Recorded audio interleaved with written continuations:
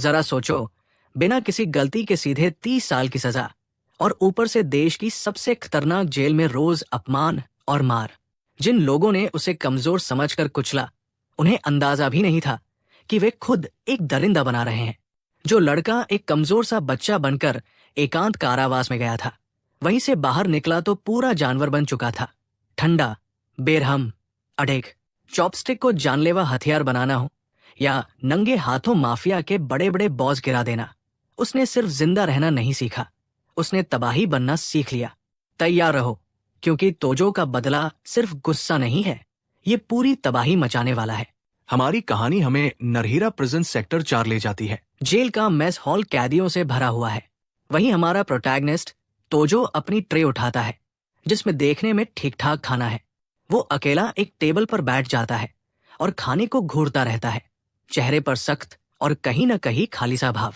अचानक न जाने कहां से चॉपस्टिक्स की एक जोड़ी आती है और उसकी ट्रे से खाना उठा लेती है। तोजो साइड में देखता है, चेहरे पर साफ झुंझलाहट। सामने वाला बदतमीजी से उसे प्रोवोक कर रहा है। तभी एक बुली उसे घूरते हुए आक्रामक लहजे में पूछता है, क्या देख रहा है? दूसरा बड़ा सा टैटूड आदमी तिरछी मुस्कान के साथ उसे कुछ करने की चुनौती देता है। घूरने का सिलसिला चलता रहता है। वो दरिंदा जैसे रिएक्शन का इंतजार कर रहा हो।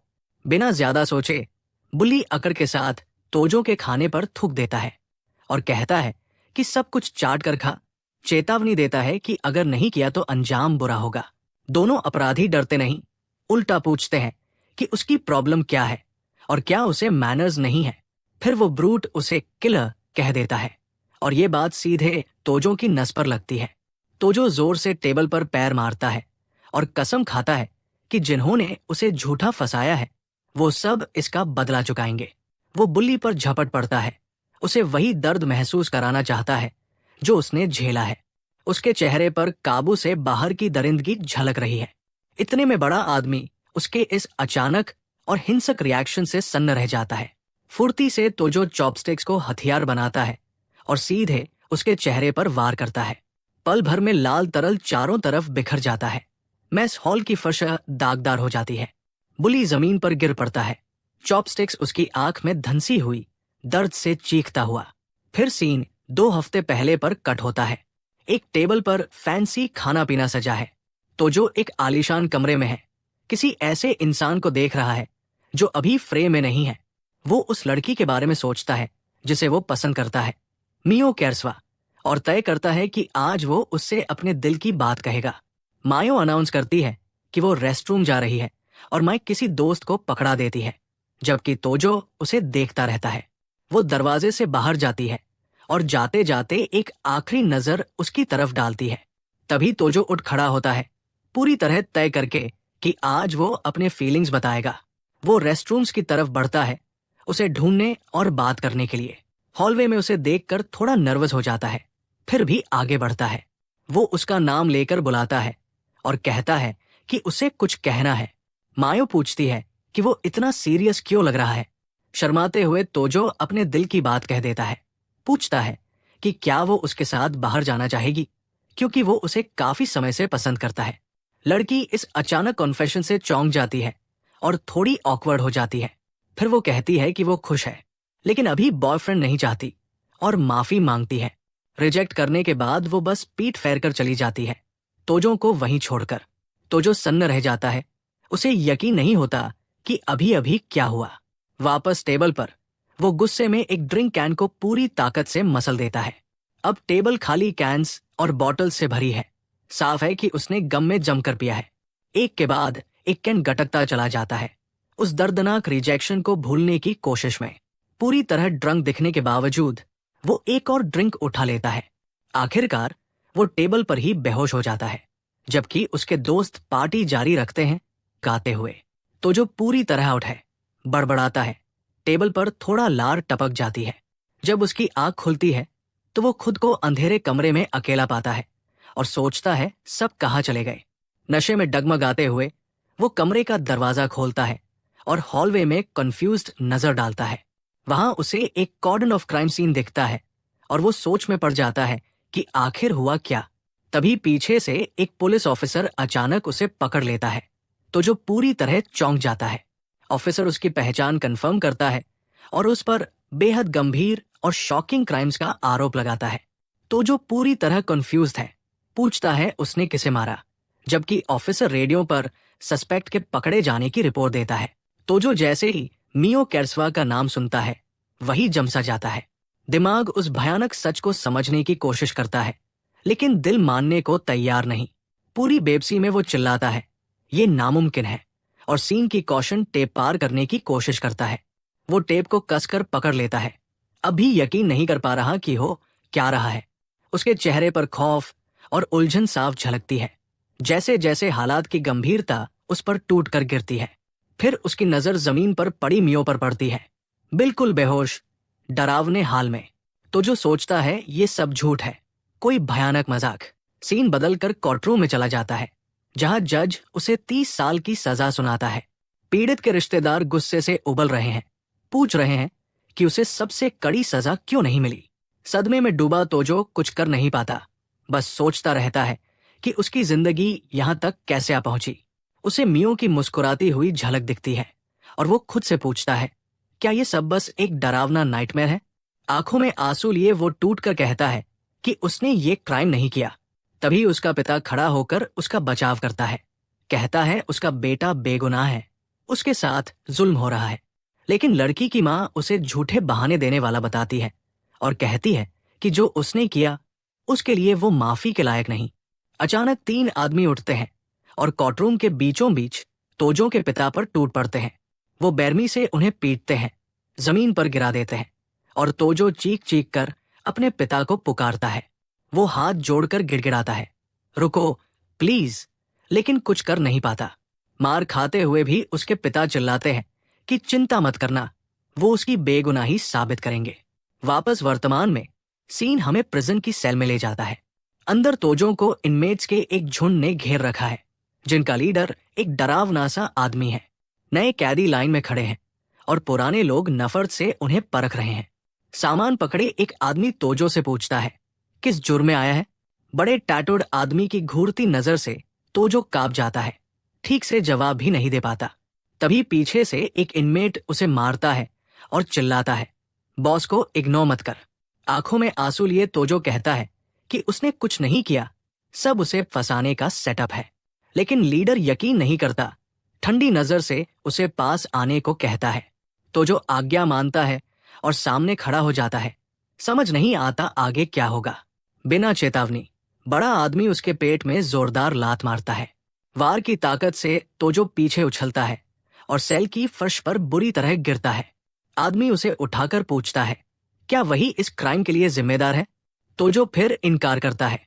उसके बार बार इनकार से चिढ़कर लीडर दूसरे को इशारा करता है, एक और लात। हमलावरों में से एक कहता है कि उसे ऐसे लोग बर्दाश्त नहीं और उसे किसी तरह रिएक्ट करने की चुनौती देता है। आखिरकार लीडर ऊब जाता है और हुक्म देता है, इसे बांध दो। वो उसे कसकर पकड़ लेते हैं। तोजो चिल्लाता है, छूटने की कोशिश करता है, मगर बेकार। रस्सी से उसके हाथ कसकर बांध दिए जाते हैं। अब वो पूरी तरह बेबस है। एक आदमी सैडिस्टिक मुस्कान के साथ पास आता है और पूछता है, अब भी लगता है रेजिस्ट कर पाओगे? और फिर वो उसके पेट में बेरमी से घूंसा मारता है। दर्द से तोजो तड़प उठता है। मारपीट जारी रहती है। वो दांत भींचकर सब सहता है। इनमेट्स उसे पंचिंग बैग बना लेते हैं, बंधा हुआ, लगातार वार झेलता हुआ। मार के बाद उसे वही लटकता छोड़ दिया जाता है। शरीर नीला पड़ा, जख्मों से भरा और खुद के लाल तरल से सना हुआ। सेल बॉस उसके बाल पकड़कर उसे ऊपर घसीटता है। तोजो होश खोने की कगार पर है, आंखें आधी बंद। वो उसे धमकाता है, गार्ड से एक शब्द भी बोला तो हालात इससे भी बदतर कर दूंगा। वो दरिंदा चेतावनी दोहराता है, लेकिन तोजो भी उसे घूरता है, आंखों में गहरी नफरत, ऐसी नफरत जो जल रही हो। कुछ देर बाद एक गार्ड उसे हॉलवे में प्राइवेट बात के लिए बुलाता है। फिर वो टूट देने वाली खबर देता है, उसके पेरेंट्स एक एक्सीडेंट में थे। साथ ही पूछता है कि और कोई रिश्तेदार है या नहीं, क्योंकि बाहर से पैसों की मदद के बिना यहां जिंदगी बहुत मुश्किल होगी। गार्ड सवाल पर जोर देता है, लेकिन तोजो सन्न है, मुंह से एक शब्द नहीं निकलता। आंखों से आंसू बहते हुए वो आखिरकार कहता है कि अब उसका कोई भी जिंदा रिश्तेदार नहीं है ऑफिसर एक ठंडी सांस लेता है और कहता है कि अब उसे उसके अंजाम से कोई फर्क नहीं पड़ता। बेरमी से उसे डिसमिस कर देता है। गार्ड्स खाना खाने चले जाते हैं और तोजो को अकेला पूरी तरह बेबस छोड़ देते हैं। सीन फिर मेस हॉल में लौटता है। वही ट्रे, वही खाना जो शुरुआत में था, और फिर से तोजो टेबल पर बैठा है, मगर इस बार उसका चेहरा दर्द से बदल चुका है। एक बुल्ली पास आता है और चॉपस्टिक से उसके खाने का टुकड़ा चुरा लेता है। इस बार तोजो चुपचाप उसे घूरता है। नजर में सुलगती आग, अंधेरी डिटर्मिनेशन। हेंचमैन चिढ़ जाता है, पूछता है क्या देख रहा है, जबकि बॉस दूर से सब देख रहा है। दूसरा अपराधी तिरछी मुस्कान के साथ उसे कुछ करने की चुनौती देता है, ये सोचकर कि वो फिर नहीं रिएक्ट करेगा। मगर बॉस उसकी आंखों में आया बदलाव देख लेता है। हवा में तनाव तैरने लगता है। बुली फिर उकसाता है और अपमान के लिए उसके खाने पर थूक देता है। लेकिन इस बार तोजो ठंडी नजर के साथ खड़ा होता है और कहता है, जो थूका है सब चाट कर खा। अपराधी हंसते हैं, पूछते हैं चेहरे को क्या हो गया, मैनर्स है भी या नहीं। फिर ब्रूट उसे किलर कह देता है और बस अंदर दबी सारी आग फट पड़ती है। तोजो को मियो का रिजेक्शन याद आता है और वो दिन जब से उसकी जिंदगी बिखरती चली गई। उसे अपने पिता की तस्वीर दिखती है, कोर्टरूम में पिटते हुए, फिर भी चिल्लाते हुए कि वो उसकी बेगुनाही साबित करेंगे। उसे याद आता है कैसे इन्हीं इनमेट्स ने उसे सेल में बांधकर पीटा था, कैसे हर पल उसे अपमान झेलना पड़ा। वो खुद से पूछता है, आखिर उसने इतना सब क्यों सहा, इतनी नाइंसाफी क्यों? और फिर वो समझ जाता है उसने पहले ही सब कुछ खो दिया है। अब रोकने जैसा कुछ बचा ही नहीं। ये सोचकर कि अगर वो चला भी गया तो किसी को परवाह नहीं होगी, उसका हाथ गुस्से से कांपता है। चॉपस्टिक्स पर पकड़ कस जाती है। किलर, वो शब्द उसके दिमाग में गूंजता है। उसके चेहरे पर एक डरावनी, अंधेरी मुस्कान उभर आती है। लेकिन वो तय करता है, अभी नहीं, अभी उसका जाना तय नहीं है। अब उसके पास जीने की वजह है। वो जोर से टेबल पर पैर मारता है और कसम खाता है, जिन जिन ने उसे झूठा फंसाया है, एक एक से बदला लेगा। वो बुल्ली पर झपट पड़ता है, वादा करता है कि उसे वही दर्द महसूस कराएगा। उसका चेहरा शुद्ध पागलपन और बेकाबू बदले की भूख से टेढ़ा हो जाता है। बड़ा आदमी उसके इस विस्फोटक तेवर से सन्न रह जाता है, बोल भी नहीं पाता। पल भर में तोजो कूदता है और चॉपस्टिक्स को नुकीला हथियार बनाकर हमला कर देता है। वार बिल्कुल सटीक होता है। टक्कर के साथ ही लाल तरल चारों तरफ बिखर जाता है। बुली जमीन पर गिर पड़ता है, चीज उसकी आंख में धंसी हुई, दर्द से चीखता हुआ। वो फर्श पर तड़पता है, चेहरे पर हाथ रखे, ऐसी चीख निकालता है जो सीधे रूह तक चीर दे। हेंचमैन घबरा जाता है और अपने बॉस को पुकारते हुए चिल्लाता है, जो दर्द से बिलख रहा है। बिना हिचक तोजो पूरी ताकत से दीवार पर घूंसा मारता है और सब पर चिल्लाता है, दफा हो जाओ। इतने में एक बुल्ली गुस्से से पागल होकर पीछे से उस पर झपटता है। लेकिन तोजो घूमता है, चेहरे पर सैडिस्टिक मुस्कान, जैसे और खून के लिए तैयार हो। एक और इनमेट इस हिंसा को देखकर कांप उठता है, डर से ठंडा पसीना बहने लगता है। फिर तोजो चॉपस्टिक्स जमीन पर गिरा देता है और खाली हाथ लड़ने के लिए तैयार हो जाता है। वो उसी हेंचमैन पर कहर बनकर टूट पड़ता है जिसने पहले सेल में उस पर हाथ उठाया था। पागलपन भरी नजर के साथ वो सोचता है, जब वैसे भी सब खत्म होने वाला है तो इन कमीनों को भी अपने साथ ले जाएगा, और बिना रहम के हमला जारी रखता है। उसके घूंसों की ताकत से सामने वाले का चेहरा पूरी तरह बिगड़ जाता है। लगातार वार झेलने के बाद वो अपराधी पीछे की तरफ गिर पड़ता है, पहले ही बेहोश। तोजो गुस्से की परछाई बन जाता है और बाकी इनमेट्स पर भी टूट पड़ता है। एक और बुल्ली जमीन पर पड़ा है, चेहरा सूजा हुआ, लाल तरल से ढका हुआ। तभी एक हेंचमैन बॉस को बचाने के लिए तोजो को पीछे से खींचने की कोशिश करता है। वो चिल्लाता है, बॉस को छोड़, और उसे धक्का देने के लिए घूंसा मारता है। लेकिन उसे झटका लगता है। उसके वारों का तोजो पर कोई असर नहीं। सूनी, कांसी नजर के साथ तोजो ऐसा लगता है जैसे लड़ाई के बीच अपनी अक्ल पूरी तरह खो चुका हो। उसी पल प्रिजन गार्ड्स पहुंचते हैं और चिल्लाते हैं, ये सब क्या हो रहा है? एक ऑफिसर तोजो के कंधे से पकड़कर बवाल रोकने की कोशिश करता है। बिना सोचे समझे वो तोजो के चेहरे पर घूंसा मार देता है, लेकिन कोई असर नहीं। तोजो बस सिर घुमाता है, आंखों में जहर भरी नफरत। गार्ड घबरा जाता है, घायल आदमी को इन्फर्मरी ले जाने का हुक्म देता है और बाकी इनमेट्स को धमकाता है। तभी तोजो गुस्से और बेबसी की ऐसी दहाड़ मारता है कि पूरा हॉल गूंज उठता है। वो अगले वार को हैरान कर देने वाली फुर्ती से डॉज कर जाता है। ऑफिसर उसके रिएक्शन और स्पीड से पूरी तरह कंफ्यूज हो जाता है। वो चिल्लाता है कि ये लड़का दीवार की तरफ भागने की कोशिश कर रहा है और सबको पकड़ने का आदेश देता है। कई गार्ड्स और इनमेट्स मिलकर तोजो को काबू में करने की कोशिश करते हैं। आखिरकार वो उसे पकड़ लेते हैं, लेकिन तोजो पूरी ताकत से छटपटाता रहता है, चीखता रहता है, खुद को छुड़ाने की कोशिश में। सीन इन्फर्मरी में कट होता है। तोजो बेड पर पड़ा है, जैसे जीने की इच्छा ही मर चुकी हो। कई दिनों से उसने कुछ खाया नहीं। डॉक्टर गार्ड से कहता है कि अगर ऐसा ही चलता रहा तो इसकी जान खतरे में पड़ जाएगी। डॉक्टर के जाते ही एक बूढ़ा जैनिटर दरवाजे पर दिखाई देता है। वो हॉलवे में झाड़ू लगाने लगता है, तोजो के कमरे के पास। फिर वो कहता है, अपनी जिंदगी यूं मत फेंक। तोजो उसे खाली नजर से देखता है, कोई भाव नहीं। बूढ़ा पूछता है, अगर तुम चले गए तो तुम्हारे पेरेंट्स का नाम कौन साफ करेगा? ये शब्द सीधे दिल में उतरते हैं। तोजो की आंखें झट से फैल जाती है। वो बेड पर सीधा बैठ जाता है, पूछता है, अभी क्या कहा तुमने? बूढ़ा फिर पूछता है, क्या तुमने कभी सोचा कि तुम्हारे पेरेंट्स के साथ जो हुआ वो सच में एक्सीडेंट था? तोजो बेड से उतर आता है, पूछता है, तुम कहना क्या चाहते हो? जैनिटर हल्की मुस्कान के साथ कहता है, वो एक्सीडेंट नहीं था, तुम्हारे पेरेंट्स को एलिमिनेट किया गया। गुस्से से पागल होकर तोजो उसका कॉलर पकड़ लेता है, पूछता है, तुम्हें ये सब कैसे पता? बूढ़ा कहता है, हर चीज के पीछे कुछ न कुछ होता है। और सीधे पूछता है, क्या तुमने वो क्राइम किया था? तोजो बिना रुके इनकार करता है, साफ कहता है कि उसने कुछ भी नहीं किया। बूढ़ा नतीजा निकालता है, तो ये सब एक सेटअप था और तुम्हारे पेरेंट्स को तुम्हारी बेगुनाही का सबूत मिल गया था। तोजो को बात जंचने लगती है। वो कहता है, शुरुआत से ही सब कुछ अजीब लग रहा था। उसे वो सीन याद आता है। वो सोचता है असली कल्प्रिट कौन हो सकता है और उसका मोटिव क्या था। गुस्से के आंसू बहते हुए वो दांत भींच लेता है, इतनी सारी नाइंसाफियों को याद करके। नई आग, नया मकसद उसके अंदर जल उठता है। वो चिल्लाता है, मैं तब तक नहीं जा सकता जब तक अपने पेरेंट्स का बदला न ले लूं। जैनिटर तोजो की आंखों में आई नई आग देखकर संतुष्ट सी मुस्कान देता है, लेकिन साथ ही चेतावनी भी। इस हालत में वो कुछ नहीं कर पाएगा और गुरिकी उसे पूरी तरह खत्म करना चाहता है।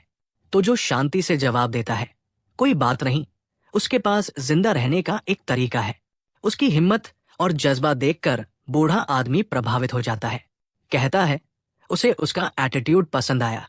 फिर वो एक प्रस्ताव रखता है, अगर तोजो गुरिकी से बच गया तो वो उसे थोड़ी सी मदद कर सकता है। शरारती सी नजर के साथ वो अपना असली इरादा बताता है। वो इस प्रिजन से भागना चाहता है। ये शॉकिंग बात कहकर बूढ़ा कमरे से बाहर मुड़ता है। जाने से पहले वो टेबल पर रखी एक किताब की तरफ इशारा करता है, फुर्सत मिले तो पढ़ना।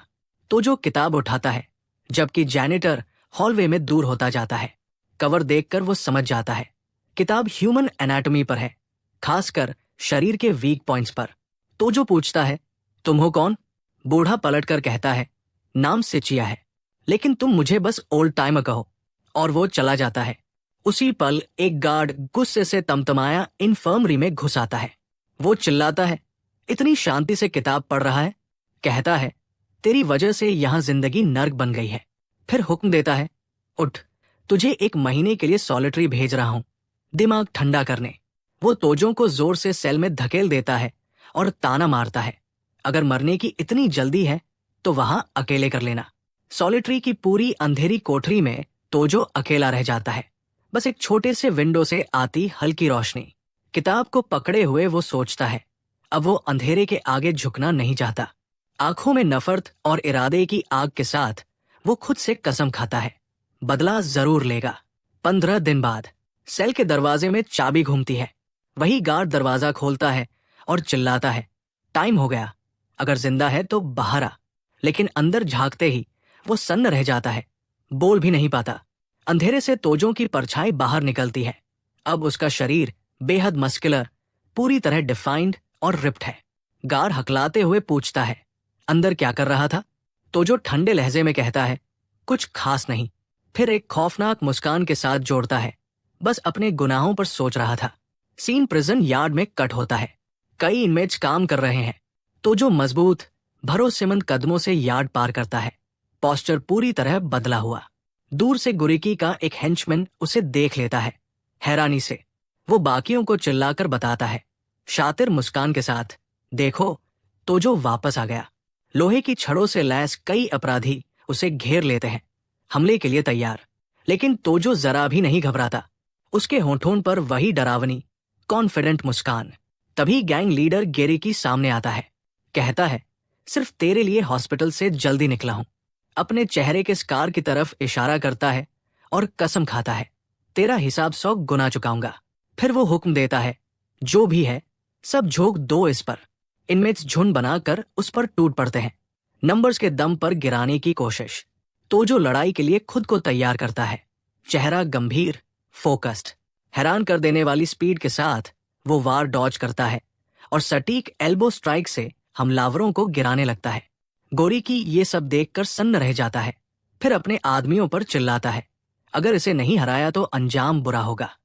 तोजो गुस्से में दांत भींचता है और भी ज्यादा बेरमी से लड़ता रहता है। वो जोरदार वॉर क्राई निकालता है, जैसे बाकी पूरी गैंग को ललकार रहा हो।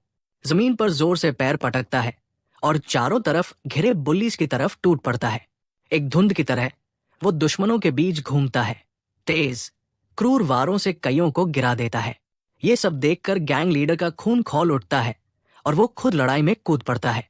लेकिन तोजो उसका पंच बीच में ही रोक लेता है और उसी मोमेंटम से कई आयरन रिबार्स पकड़ लेता है। आंखों में जहर भरी नफरत लिए वो चिल्लाता है, अब हमेशा के लिए दूर हो जा। फिर वो उस भारी भरकम दरिंदे को उठाता है और पूरी ताकत से आयरन रिबार्स पर पटक देता है। गुरिकी दर्द से तड़पती चीख निकालता है जब उसका शरीर लोहे की छड़ों से टकराता है। छत पर खड़े बाकी गैंग मेंबर्स ये सब देखकर सन्न रह जाते हैं और अपने बॉस को पुकारते हैं। ऊपर से ही तोजो पूरी ताकत से गेरिकी को प्रिजन यार्ड में नीचे फेंक देता है। फिर खुद भी छत से कूदता है और सीधे उस ब्रूट पर आकर गिरता है, काम हमेशा के लिए खत्म करने के इरादे से। जमीन पर पड़े हुए वो उन सबको याद करता है जिन्होंने उसे सताया, जिन्होंने उसे झूठा फंसाया। नफरत से भरी नजर के साथ वो खुद से कसम खाता है, एक एक को कुचल देगा। लेकिन तभी गार्ड्स और दूसरे इनमेट्स दौड़कर बीच में आ जाते हैं। एक ऑफिसर चिल्लाता है, रुक जा, इससे पहले कि बहुत देर हो जाए। वो चेतावनी देता है, अगर तूने इसे मार दिया तो तुझे सबसे बड़ी सजा मिलेगी। ये सुनते ही तोजो रुक जाता है। उसे एहसास होता है, बदला लिए बिना वो जा नहीं सकता। गुस्से से दांत पीसते हुए वो आखिरी बार रोक लेता है। गुस्से की दहाड़ के साथ वो खड़ा होता है, जबकि बाकी इनमेट्स उसे डर से देखते रहते हैं। इस घटना के बाद उसकी सजा में और 20 साल जोड़ दिए जाते हैं और प्रिजन में उसकी रेप्यूटेशन पूरी तरह बदल जाती है। इन्फर्मरी में वो अपने जख्मों से उबरता है और एनाटॉमी वाली किताब पढ़ना जारी रखता है। गार्ड उसे बताता है कि गोरिकी को ट्रांसफर कर दिया गया है और अब वो जिंदगी भर व्हील चेयर पर रहेगा। ऑफिसर पूछता है, जख्म ठीक है? तोजो बस कहता है, वो अपनी सेल में वापस जा रहा है। तोजो समझ जाता है, अब कोई भी उस पागल से उलझना नहीं चाहता जिसे अपनी मौत का भी डर नहीं। वो बेड से उठता है और हॉलवे में चलता है। उसके चारों तरफ खतरे की नई ऑरा फैल चुकी है। हॉलवे में उसकी मुलाकात फिर से उस बूढ़े जैनिटर से होती है। वो मुस्कुराकर उसे देखता है। तोजो कहता है, मैं बच गया, और उसे ओल्ड टाइमर का वादा याद दिलाता है। बूढ़ा हंसता है, कहता है, मदद तो करेगा, लेकिन उसके लिए तोजो को एक मौका बनाना होगा। तोजो पूछता है, एस्केप प्लान के लिए मुझे क्या करना होगा? बूढ़ा शरारती मुस्कान के साथ झुकता है और उसके कान में फुसफुसाता है, पूरी प्रिजन में एक बड़ा बवाल खड़ा करना होगा। तोजो पूछता है, उसके बाद? और क्या वो सच में उस पर भरोसा कर सकता है? सिचिया बताता है, किचन में सीवर ग्रेट बहुत समय से ढीली है। अगर जबरदस्त हंगामा हुआ तो उसी मौके में सीवर के रास्ते भाग सकते हैं। वो कहता है, अगर भरोसा नहीं है तो खुद जाकर देख ले। लेकिन तोजो सिर हिलाता है, उसे देखने की जरूरत नहीं। वो कहता है, इस जगह से निकलने के लिए वो कुछ भी करेगा। दृढ़ निश्चय के साथ वो ओल्ड टाइमर से कहता है, सब कुछ मुझ पर छोड़ दो। कुछ समय बाद एक गार्ड उसे वापस उसकी पुरानी सेल में ले जाता है। वहां पहुंचते ही गुरिकी के पुराने हेंचमैन उसे देखकर सन्न रह जाते हैं। उनकी आंखों में अब सिर्फ डर है। गार्ड सेल को लॉक करता है और तोजो सामने खड़े बाकी इनमेट्स को ऐसी डरावनी नजर से देखता है कि माहौल जम जाता है। होठों पर शैतानी मुस्कान के साथ वो ललकारता है, अगर गुरीकी का बदला लेना है तो एक कदम आगे बढ़कर दिखाओ। लेकिन बुल्लीज घबरा जाते हैं। घबराहट में कहते हैं, सब एक गलतफहमी थी, हमें तो अपना पुराना बॉस वैसे भी नफरत था।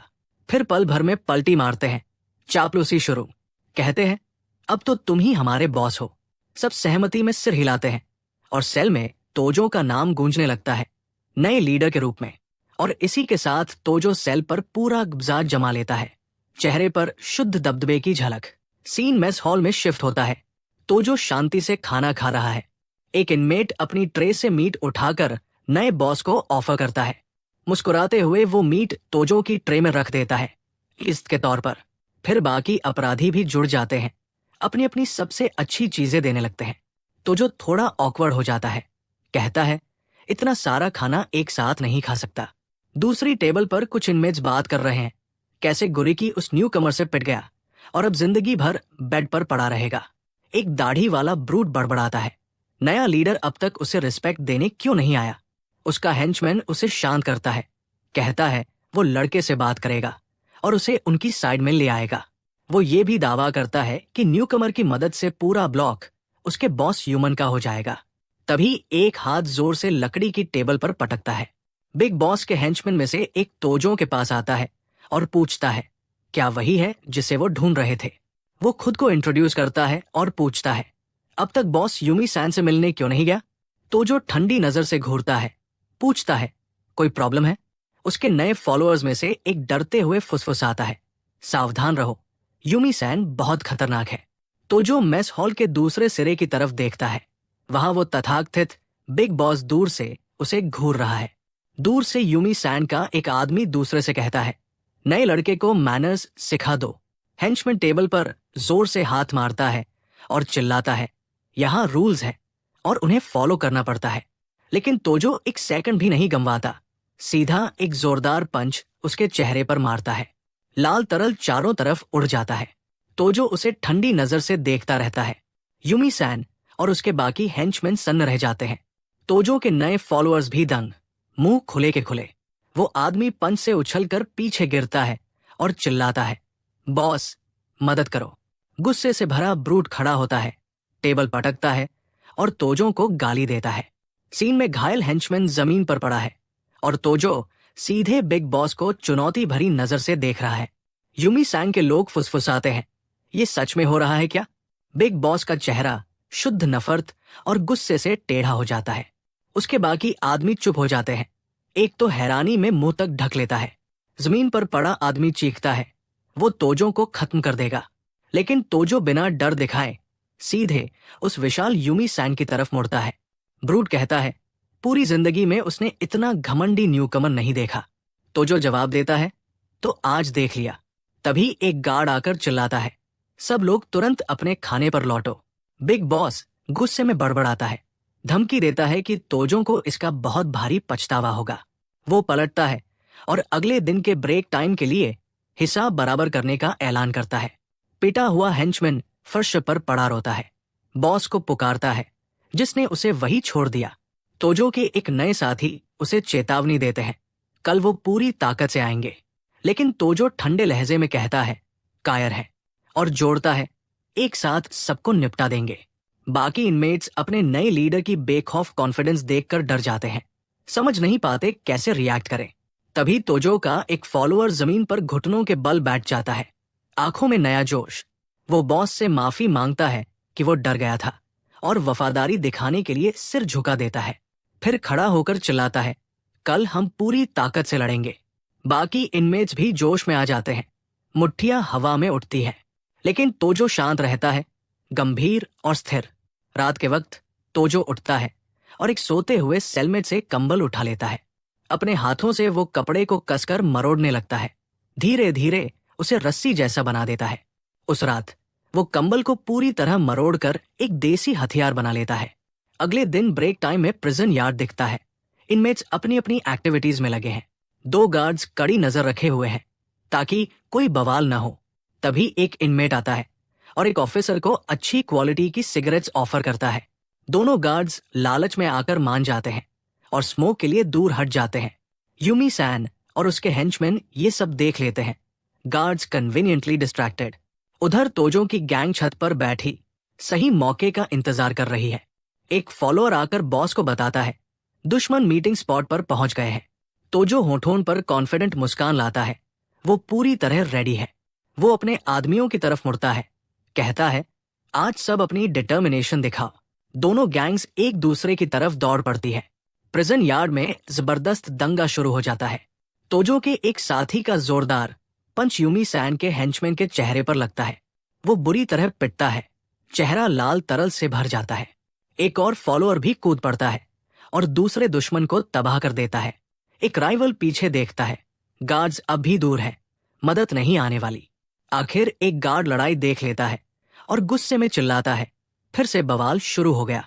लड़ाई जारी रहती है और तोजो की गैंग पूरी तरह यूमी सैन के लोगों पर हावी हो जाती है। गार्ड्स दौड़ते हैं, विसल्स बजाते हैं। हालात काबू से बाहर हो चुके हैं। उसी अफरातफरी में एक गार्ड यूमी सैन की पीठ पर मारता है। ब्रूट दर्द और हैरानी से दांत भींच लेता है।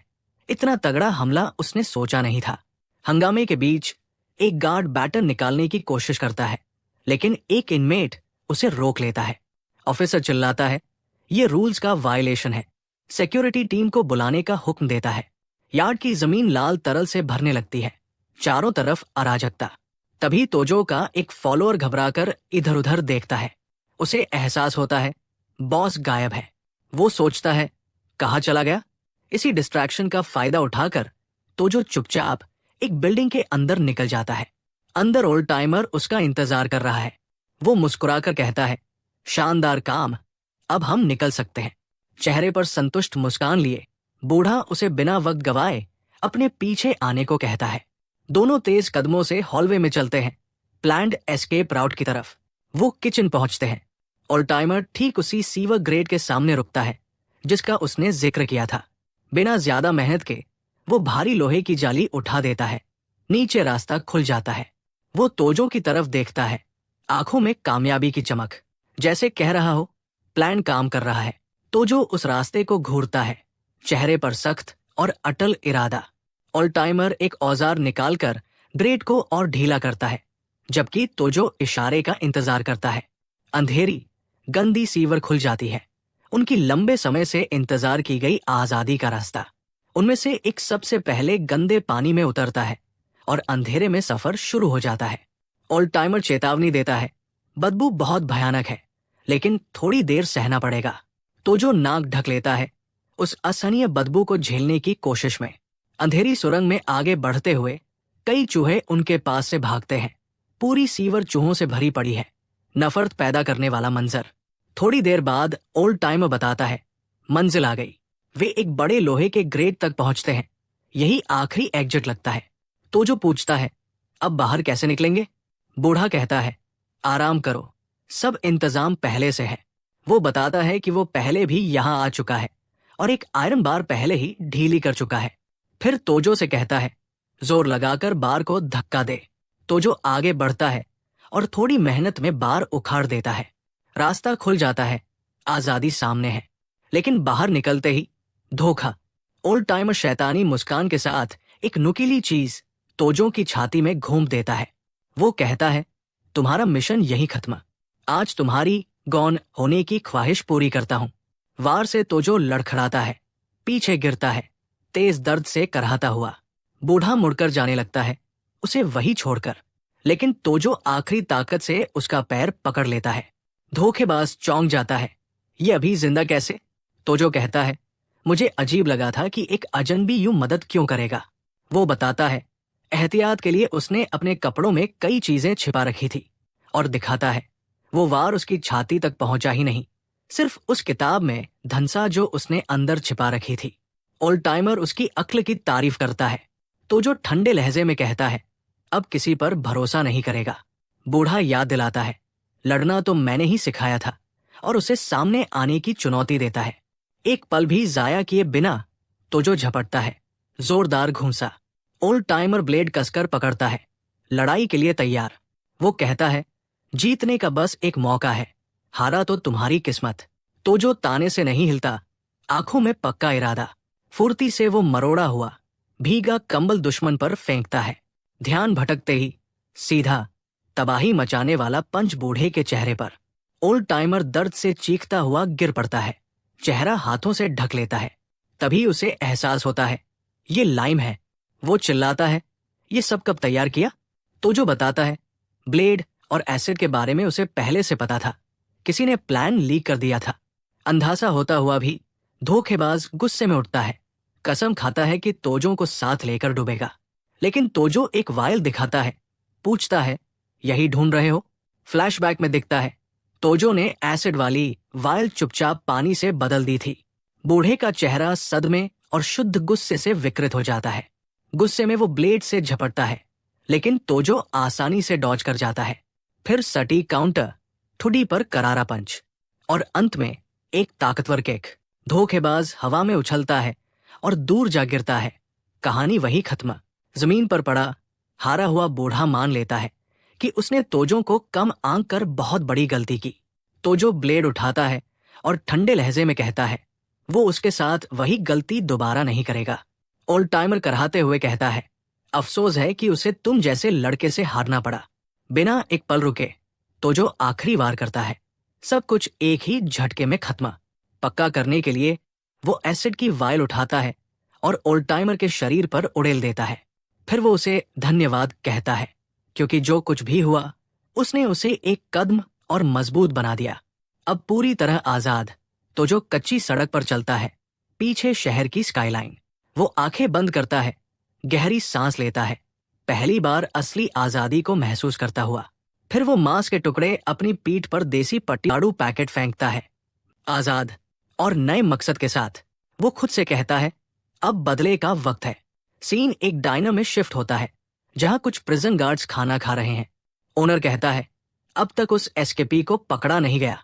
एक गार्ड कंफर्म करता है उसे लगा था 2 लोग भागे थे, एक नहीं। ओनर बताता है युवक को बिना जान के पाया गया और बूढ़ा गायब है। एक ऑफिसर मुस्कुराकर कहता है ओल्ड टाइमर कोई आम आदमी नहीं था। वो एक प्रिजनर की यूनिफॉर्म से आइडेंटिफिकेशन टैग फाड़ देता है। गार्ड की इमेजिनेशन में सीन चलता है तो जो एसिड बूढ़े के शरीर पर डाल रहा है। ओनर कहता है लड़के की मौत भी किसी तरह ट्रैजिक ही थी। ऑफिसर ठंडेपन से बोलता है उसे यही मिलना चाहिए था।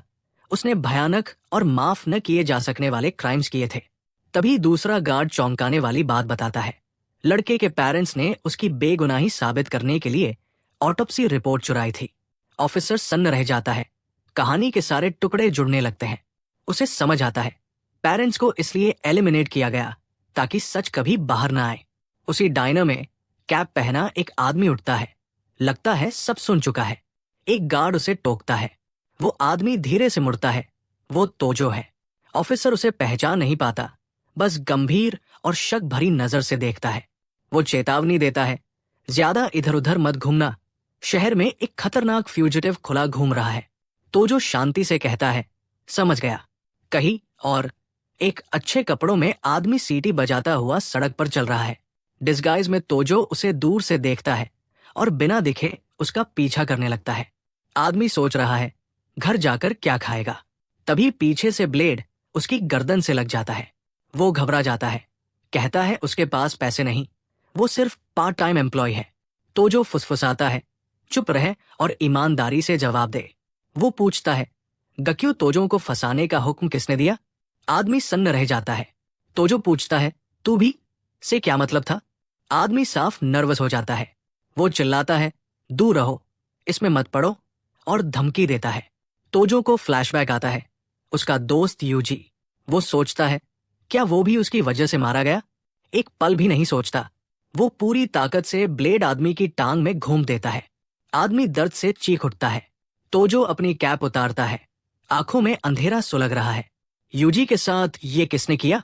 आदमी आखिरकार अपने हमलावर को पहचान लेता है और डर से कांपते हुए पूछता है क्या तुम तोजो हो?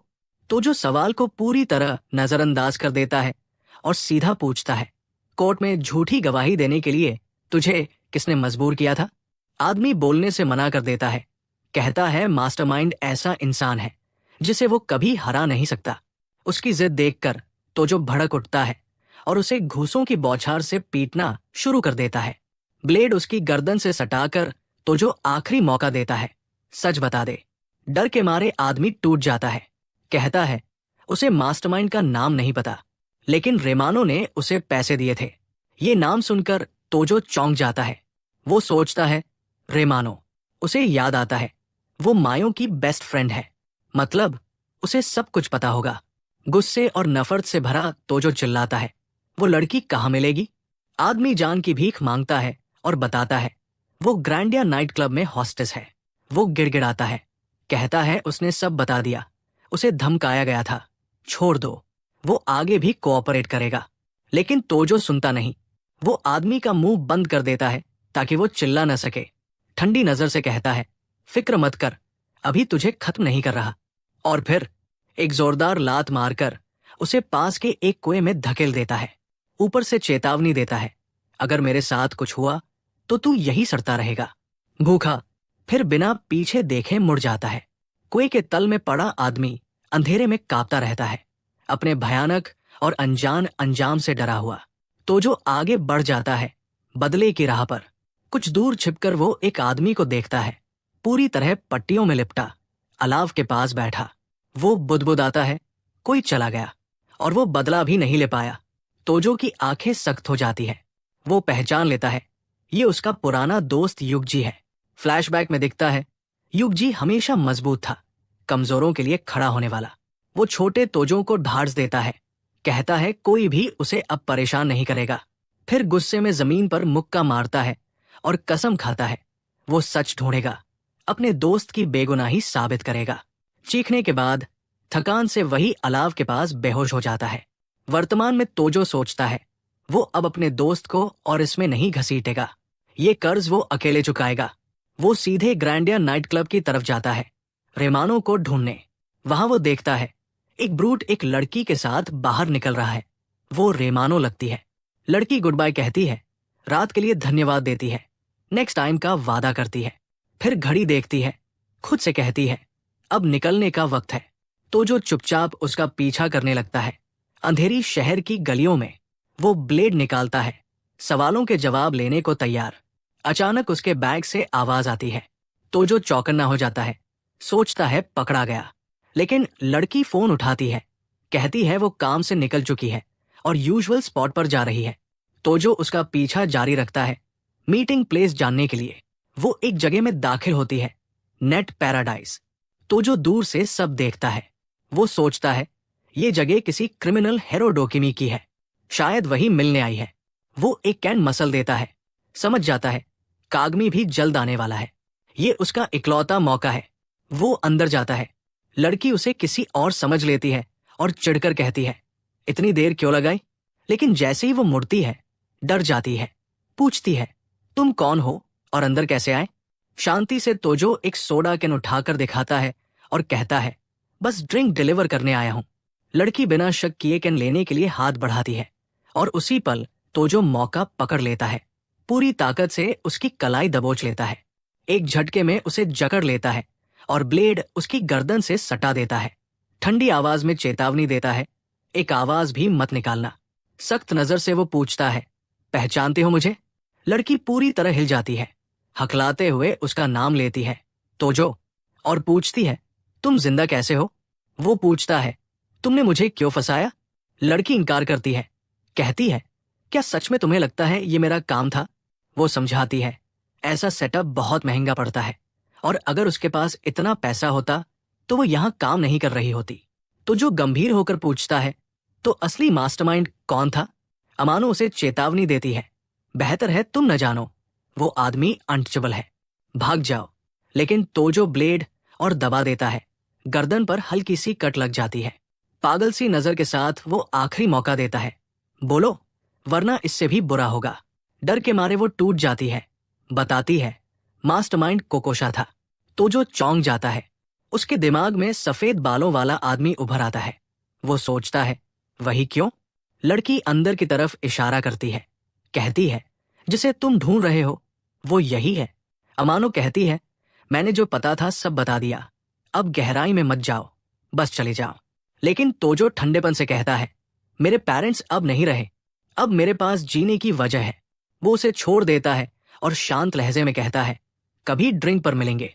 लड़की मुड़ती है जैसे सहमत हो और एक कागज पर कुछ लिखती है, लेकिन तोजो कहता है, मेरे लिए अब सिर्फ बदला बचा है, तुम तय करो, मेरे साथ हो या खिलाफ। वो कागज उसे थमा देती है, कहती है, बाद में सब समझाएगी, बस अभी जल्दी निकल जाओ। तोजो कागज देखता है, उस पर फोन नंबर लिखा है। वो कहता है, कल कॉल करेगा, लेकिन चेतावनी देता है, अगर धोखा दिया तो रहम नहीं करेगा। उसी पल हॉलवे में कोकी योशिदा अपने हेंचमैन के साथ दिखाई देता है। वो ग्रुप तोजो की तरफ बढ़ता है। तोजो गुलाबी सूट वाले आदमी को गंभीर, फोकस्ड नजर से देखता है। उसके चेहरे से पसीने की एक बूंद नीचे सरकती है। टकराव तय है। दोनों हॉलवे के बीच आमने सामने खड़े हो जाते हैं। तनाव से भरा पल। योशिदा उसे घूरता है, सोचता है, ये चेहरा कहीं देखा है। बाद में अपने बिस्तर पर लेटा हुआ तोजो उस मनहूस रात को याद करता है। फ्लैशबैक में वो देखता है, योशिदा और मायो कैरिक बार में साथ बैठकर पी रहे थे। उसे याद आता है, अमानो और मायो साथ गा रही थी और वो दूर से सब देख रहा था। खुद को भी याद करता है, नशे में टेबल पर बेहोश पड़ा हुआ। फिर वो दृश्य उभरता है, योशिदा और मायो हाथों में हाथ डाले बाहर जा रहे हैं और वो नशे में था। आंखों में आंसू लिए वो सोचता है, उस घटिया ने उससे सब कुछ क्यों छीन लिया।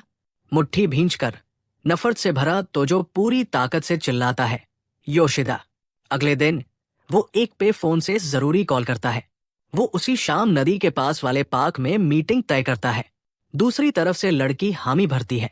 लगता है हालात समझ रही है। अमानो एक आदमी के साथ काउच पर बैठकर गा रही है, दिखावे के लिए। उस रात लड़की मीटिंग स्पॉट पर पहुंचती है और अकेले तोजो का इंतजार करती है। अचानक तोजो उसके पीछे प्रकट होता है, चेहरे पर सख्त, अटल इरादा। बिना घुमाए फिराए सीधे सवाल करता है, मेरे पेरेंट्स कैसे मरे? लड़की सच बताती है, उसके पेरेंट्स को ओरिजिनल ऑटोप्सी रिपोर्ट मिल गई थी और वो नया ट्रायल शुरू करने वाले थे। लेकिन योशिदा सच बाहर आने से डर गया और एक स्टेज्ड एक्सीडेंट में दोनों को एक साथ एलिमिनेट कर दिया। तोजो के दिमाग में अपने पेरेंट्स की बेजान तस्वीर उभर आती है। सीने में दर्द और नफरत एक साथ फट पड़ते हैं। आंखों में आंसू लिए लड़की माफी मांगती है, जो कुछ उसके साथ हुआ उसके लिए। गुस्से में तोजो उसे धक्का देता है, चिल्लाता है, अब माफी का कोई मतलब नहीं। वो कहती है, उसे माफी नहीं चाहिए, बस पूरी सच्चाई बताना चाहती है, रिपेंटेंस के तौर पर। तोजो उसे पकड़कर पूछता है, रिपोर्ट में क्या था और मियो सच में कैसे मरी? अमानो बताती है, रिपोर्ट में 3 अलग अलग मर्दों के फ्लूइड्स मिले थे, लेकिन उनमें से एक भी तोजो का नहीं था।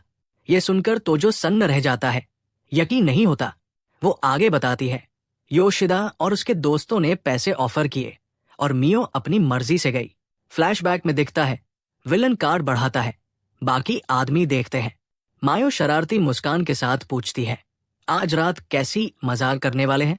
अमानो बताती है, उन्होंने उसे सब्सटेंसेस लेने पर मजबूर किया। ज्यादा डोज में उसका शरीर साथ नहीं दे पाया। पार्टी का सीन, कोई उसे और सब्सटेंसेस ऑफर कर रहा है। फिर जबरदस्ती सफेद पाउडर खिलाया जाता है। एक आदमी उसे कमरे में ले जाता है, वो पूरी तरह बेबस। अचानक सब घबरा जाते हैं, वो हिल नहीं रही।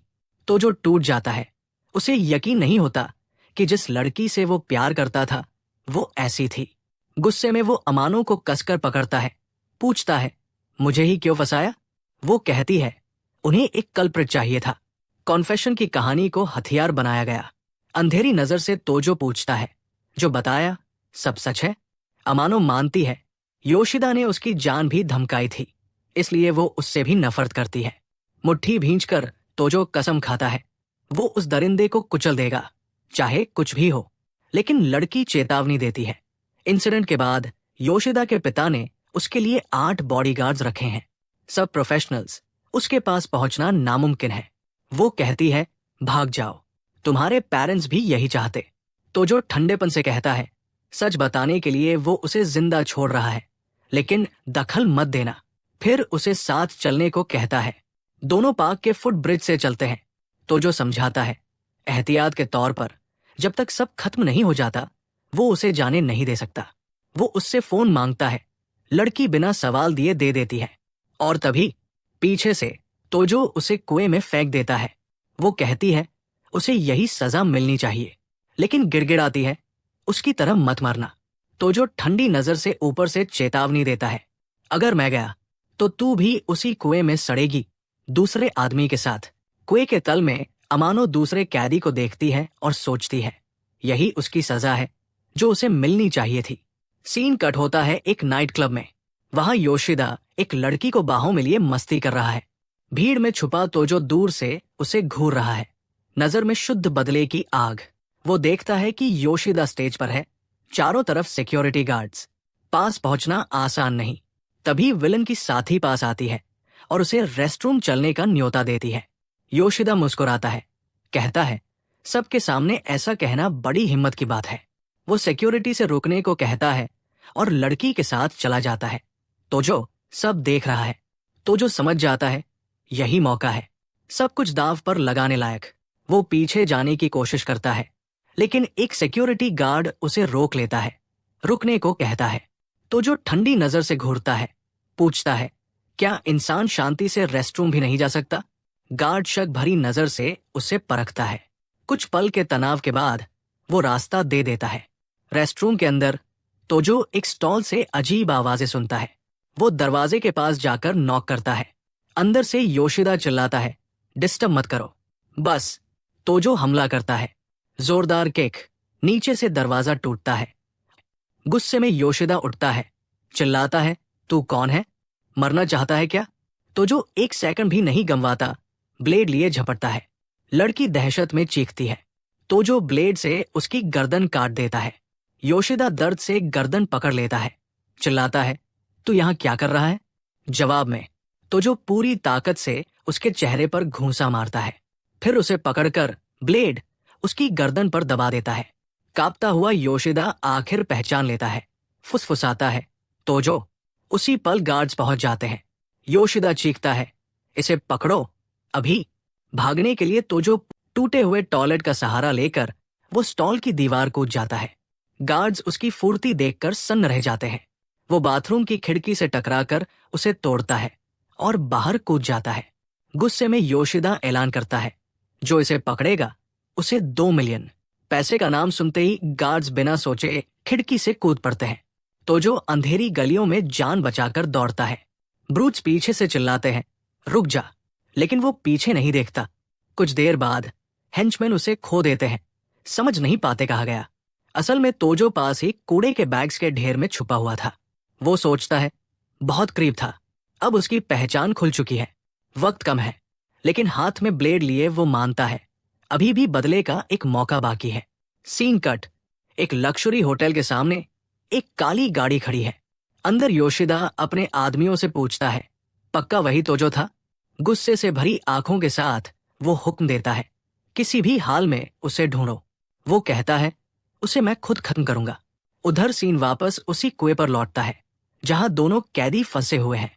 अंदर अमानो और दूसरा जवान पूरी तरह टूट चुके हैं, कमजोर, प्यास से बेहाल। दोनों कराहते हैं, कहते हैं पानी नहीं मिला तो यहीं मर जाएंगे। अचानक ऊपर से एक रस्सी गिरती है। दोनों चौंक कर ऊपर देखते हैं। वहां तोजो खड़ा है।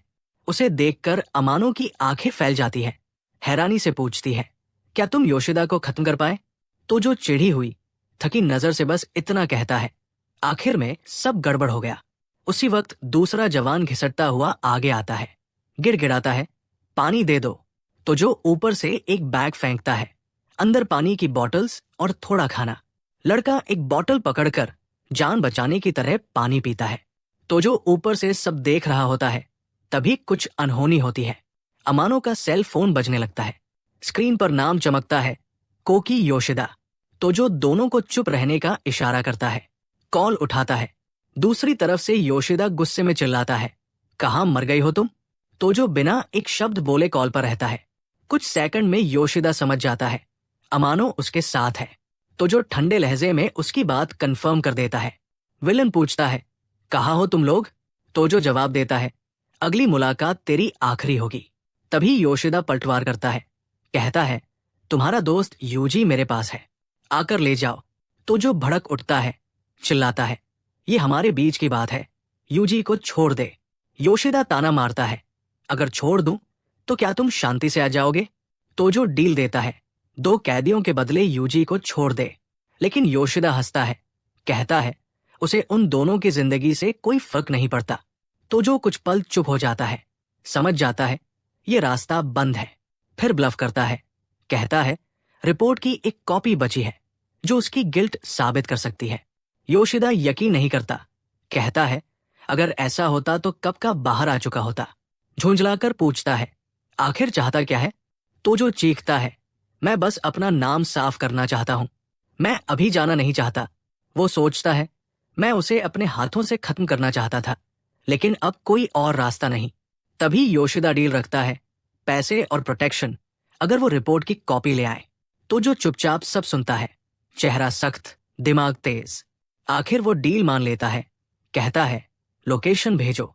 कॉल काट देता है। नीचे कुएं में दोनों घबरा जाते हैं, चिल्लाते हैं ये साफ सुइसाइड ट्रैप है। तो जो ठंडेपन से कहता है मुझे पता है, मगर और कोई रास्ता नहीं। वो फोन जमीन पर फेंक देता है, कहता है शायद मैं वापस ना आऊं, जो करना है कर लेना।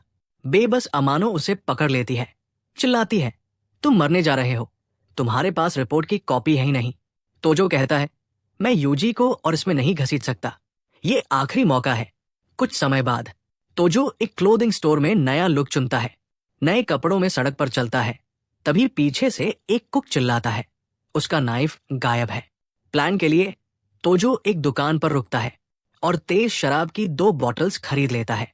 अब खेल अपने आखिरी पड़ाव की तरफ बढ़ रहा है। सीन हमें एक उजड़े हुए टूटे फूटे बिल्डिंग में ले जाता है, जहां तोजो अपनी तैयारी करता है। अंदर वो आग जलाता है, फर्श पर बैठता है, सामने ड्रिंक्स और वो नाइफ्स जो उसने चुराए थे। पूरी एकाग्रता के साथ वो अपने हाथों पर पट्टियां लपेटता है, आखिरी जंग के लिए खुद को तैयार करता हुआ। फिर वो ड्रिंक जमीन पर उड़ेल देता है और आग की मदद से अपने चारों तरफ लपटों का एक घेरा बना देता है। हाथ बंधे होने के बाद वो जोर से दोनों मुट्ठियां जमीन पर मारता है, एक इरादे का ऐलान। फिर वो गहरी श्रद्धा में झुकता है, किसी को पूरा सम्मान देते हुए। घुटनों के बल तोजो शहर की तरफ झुकता है, जैसे अलविदा कह रहा हो। वो अपने पेरेंट्स से ताकत मांगता है और वादा करता है वो बदला लेकर ही रहेगा और उसके बाद जल्द ही उनसे आ मिलेगा। बर्फ गिरने लगती है। तोजो रूफटॉप से शहर को देखता है। योशिदा की मैंशन में सिक्योरिटी गार्ड्स चौंक जाते हैं। वो सच में आ गया। मजबूत कदमों से तोजो आगे बढ़ता है, चेहरे पर जरा भी डर नहीं। बालकनी से योशिदा ये सब देखता है, होठों पर संतुष्ट घमंडी मुस्कान। वो अपने आदमियों को हुक्म देता है इस लड़के को जिंदा बाहर मत जाने देना। एक गार्ड पीछे से सरप्राइज करता है। पल भर में वो चारों तरफ से घिर जाता है और योशिदा बस तमाशा देखता रहता है। तो जो गुस्से में चिल्लाता है नीचे आ और सामने से लड़, सब खत्म कर दे। योशिदा ताने भरी मुस्कान के साथ कहता है ठंड है, अंदर आकर बात कर लेते हैं। मैंशन के बड़े गेट्स खुलते हैं, लेकिन तोजो शर्त रखता है पहले युगजी को छोड़ो वरना वो यहीं से चला जाएगा। योशिदा हाथ के इशारे से मान जाने का नाटक करता है। अगले ही पल युगजी को बाहर फेंक दिया जाता है। हेंचमैन उसे बेरमी से पीटते हैं। तोजो अपने दोस्त को संभालता है। योशिदा गर्व से कहता है वो वादा निभाने वाला आदमी है। एक गार्ड सवाल करता है क्या इससे उनका फायदा कम नहीं हो जाएगा? योशिदा मुस्कुराता है। उसे यकीन है कि तोजो टूटी हुई बाहों और टांगों वाले बोझ को लेकर भागेगा नहीं। युगजी हैरान है, दोस्त जिंदा है। तोजो माफी मांगता है उसे इसमें घसीटने के लिए, लेकिन युगजी चिल्लाता है क्या वो कायर लगता है? ये सब दोनों साथ झेलेंगे। ऊपर से योशिदा उब जाता है, चिल्लाता है बातें बंद करो और अंदर आओ। युगजी उसे रोकता है, कहता है अंदर मत जाना, हर तरफ हेंचमैन है, ये तेरा अंत होगा। तो जो चिल्लाता है योशिदा मेरे दोस्त को छोड़ दे, मैं अंदर आकर सब निपटा दूंगा। लेकिन युगजी मना कर देता है, कहता है वो कहीं नहीं जा रहा, सब यही खत्म करेगा। तो जो आखिरी बार अलविदा कहता है अच्छी जिंदगी जीना और कभी कभी उसकी कब्र पर आ जाना। दृढ़ नजर के साथ वो देखता है गार्ड्स उसके दोस्त को ले जाते हैं। अब वो पूरी तरह अकेला है। तो जो मैंशन में दाखिल होता है, अंदर हेंचमैन इंतजार कर रहे हैं। सीढ़ियों से योशिदा नीचे उतरता है, अकड़ और घमंड के साथ। तो जो एक हॉलवे में आगे बढ़ता है, फर्श पर ब्लेड्स बिखरे पड़े हैं। उसकी आंखों में लाल पागलपन चमकता है। बाहर बर्फ गिरती रहती है। 2 ब्रूट बैटन लिए रास्ता रोकते हैं। सीढ़ियों के ऊपर से योशिदा पूछता है, जो डील हुई थी वो लाया? तोजो ठंडे लहजे में जवाब देता है, मैं बेवकूफ नहीं हूं। क्या तुझे लगता है मैं इतनी जरूरी चीज लेकर आऊंगा?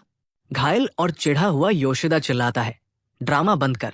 क्या तुझे लगता है मैं डर गया हूं? और उसी पल हेंचमैन झुंड बनाकर तोजो पर टूट पड़ते हैं।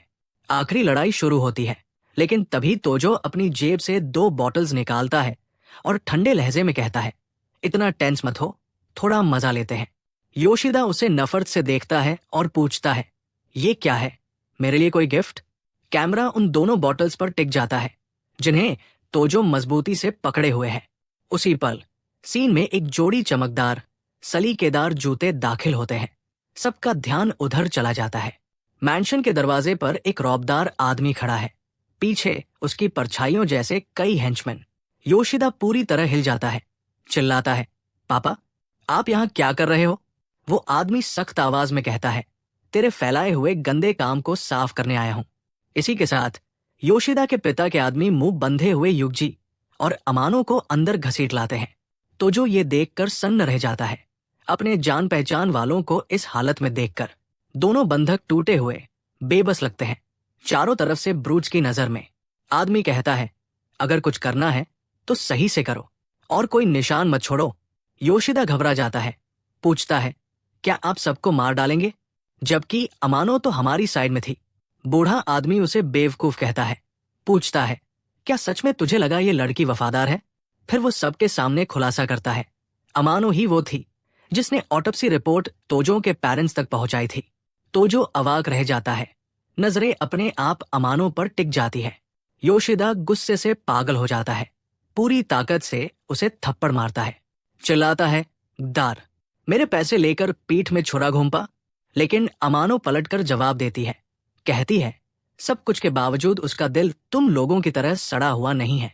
वो बताती है, वो तोजो के पेरेंट्स को हर जगह गवाह ढूंढते देख नहीं पाई, इसलिए चुप नहीं रह सकी।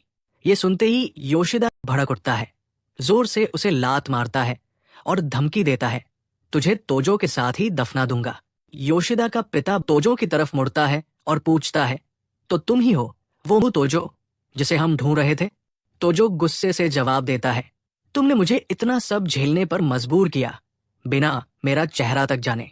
बूढ़ा आदमी बेरमी से मुस्कुराता है, कहता है, कीड़ों से भी कम कीमत वालों के चेहरे जानने की उसे जरूरत नहीं। वो सीधे मुद्दे पर आता है, ऑटोप्सी रिपोर्ट की कॉपी कहाँ है? तोजो बागी मुस्कान के साथ कहता है, वो कभी नहीं बताएगा। दोनों एक दूसरे को घूरते हैं। हॉल में सन्नाटा छा जाता है, सबकी किस्मत अधर में लटकी। योशिदा का पिता अपने हेंचमैन को इशारा करता है, वो किसी भी पल हरकत में आने को तैयार। वो डींग मारता है, कहता है, उसके पीछे खड़ी ताकतें तोजो की सोच से कहीं ज्यादा है, और ये भी कि रिपोर्ट कहाँ है, इससे कोई फर्क नहीं पड़ेगा। जब तोजो चला जाएगा सब खत्म हो जाएगा। फिर बेरमी से मुस्कुराते हुए वो कहता है, वैसे एक बात और है। वो बताता है, तेरे पेरेंट्स को मारने वाले लोग अभी तेरे सामने ही खड़े हैं। ये सुनते ही तोजो का चेहरा नफरत और पागलपन से बिगड़ जाता है। पट्टियों में बंधा उसका हाथ कांपता है, मुट्ठी पूरी ताकत से भींच जाती है, और फिर वो पूरी जान से चीखता है उस आदमी का पूरा नाम। तोजो दहाड़ता है, कीड़ा भी पलटकर काटता है और पूरी ताकत से एक बॉटल फेंक देता है। बॉटल फर्श पर टूट जाती है, ज्वलनशील लिक्विड पूरे मैंशन में फैल जाता है। एक हेंचमैन उस तरल में फिसल जाता है। तोजो के अचानक हमले से पूरी तरह चौंका हुआ। इतना होते ही वो ब्रूट फिसलकर जोर से जमीन पर गिरता है। गीले फर्श पर संतुलन नहीं बना पाता, पूरा ड्रिंक से भीग चुका है और तोजो को ऐसी नजर से घूरता है जैसे नफरत उबल रही हो। लेकिन तोजो एक सेकंड भी बर्बाद नहीं करता। अविश्वसनीय स्पीड के साथ वो दूसरे हेंचमैन पर टूट पड़ता है। योशिदा का पिता चिल्लाता है, ये ज्वलनशील लिक्विड है, और तोजो को कायर कहता है। लेकिन बिना रुके तोजो चाकू निकालता है और एक ब्रूट की गर्दन पर सटीक वार करता है। अगले ही पल एक और तेज बेरहम हमला, सब कुछ लाल तरल से भर जाता है। योशिदा घबरा जाता है, चिल्लाता है कि सब मिलकर उस पर टूट पड़ो, वो अकेला है। लेकिन तब तक कई हेंचमैन मैंशन के फर्श पर ढेर हो चुके हैं। ध्यान से भरी नफरत से सुलगती नजर के साथ तोजो बचे हुए दुश्मनों का सामना करने को तैयार होता है। वो दूसरी बोतल को जोर से लात मारता है, गीले फर्श पर फिसलते हुए वो एक और हेंचमैन को सटीक किक से गिरा देता है। फिर वो सनग्लासेस पहनता है, फर्श से चाकू उठाता है और अगली तबाही के लिए तैयार। योशिदा उसे दिखावा करने वाला कहता है और चिल्लाता है, इसे अब खत्म कर दो। दो ब्रूट उस पर दौड़ते हैं, लेकिन तोजो उनके हमलों से बच निकलता है। वो अचानक कोई पाउडर उनकी आंखों में फेंक देता है। दोनों पूरी तरह अंधे हो जाते हैं। धूल हवा में फैल जाती है। हेंचमैन घबरा जाते हैं, कुछ दिख नहीं रहा। इसी मौके का फायदा उठाकर तोजो आगे बढ़ता है और बिना रहम चाकू से वार करता है। एक ब्रूट सटीक वार से गिरता है, दूसरा संभलने की कोशिश करता है। लाल तरल से सना हुआ तोजो बाकियों की तरफ मुड़ता है। एक हेंचमैन आंखें रगड़ने की कोशिश करता है, लेकिन पाउडर ने बुरी तरह असर किया है। तोजो फिर हमला करता है। एक और ब्रूट चाकू से ढेर। अब ज्यादातर हेंचमैन जमीन पर पड़े हैं। धूल में कुछ दिख नहीं रहा। जो बचे हैं वो चौकन्ने होकर बचाव करने की कोशिश करते हैं। ये सब देखकर योशिदा बुरी तरह घबरा जाता है। बालों में हाथ फेरता है, समझ नहीं आता क्या करे। उसका पिता चिल्लाता है, ड्रिंक ले आओ, इससे आंखों की धूल साफ होगी। वो समझाता है, पानी से काम नहीं चलेगा। योशिदा सेलर की तरफ भागता है, लेकिन अमानो उसका पैर पकड़ लेती है। गुस्से में योशिदा उसे गाली देता है, कहता है रास्ते से हट, और जोर से लात मारकर छुड़ा लेता है। गिरी हुई घायल अमानो सोचती है, कम से कम इतना तो कर पाई। बाकी ब्रूट्स अगली लहर के लिए तैयार होते हैं, पूरी तरह हथियारों से लैस। मैंशन का फर्श लाशों से भरा है। धूल अब भी हवा में तैर रही है। ड्रिंक की मदद से गार्ड्स आखिरकार अपनी आंखें साफ कर लेते हैं। वो एक दूसरे को शांत रहने को कहते हैं और गीले फर्श से सावधान रहने की चेतावनी देते हैं।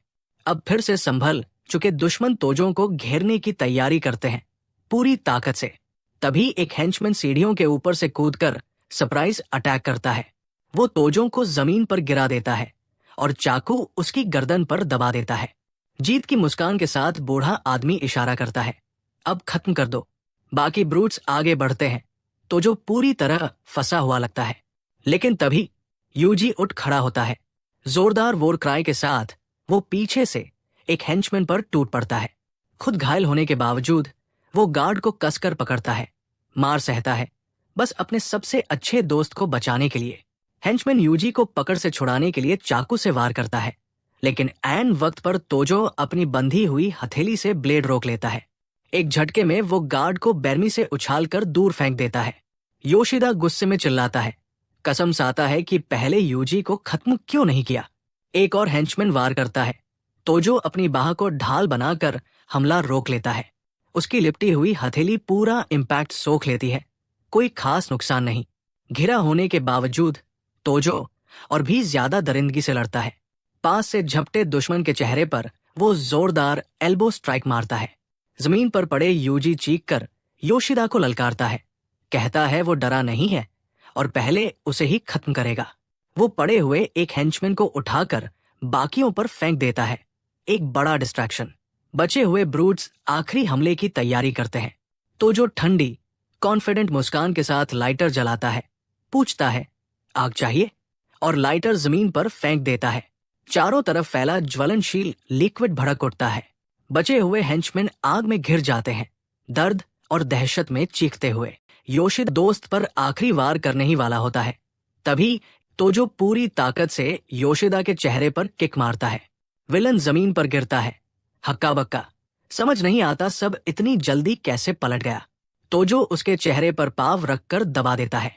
ठंडी नजर से पूछता है, कोई आखिरी शब्द?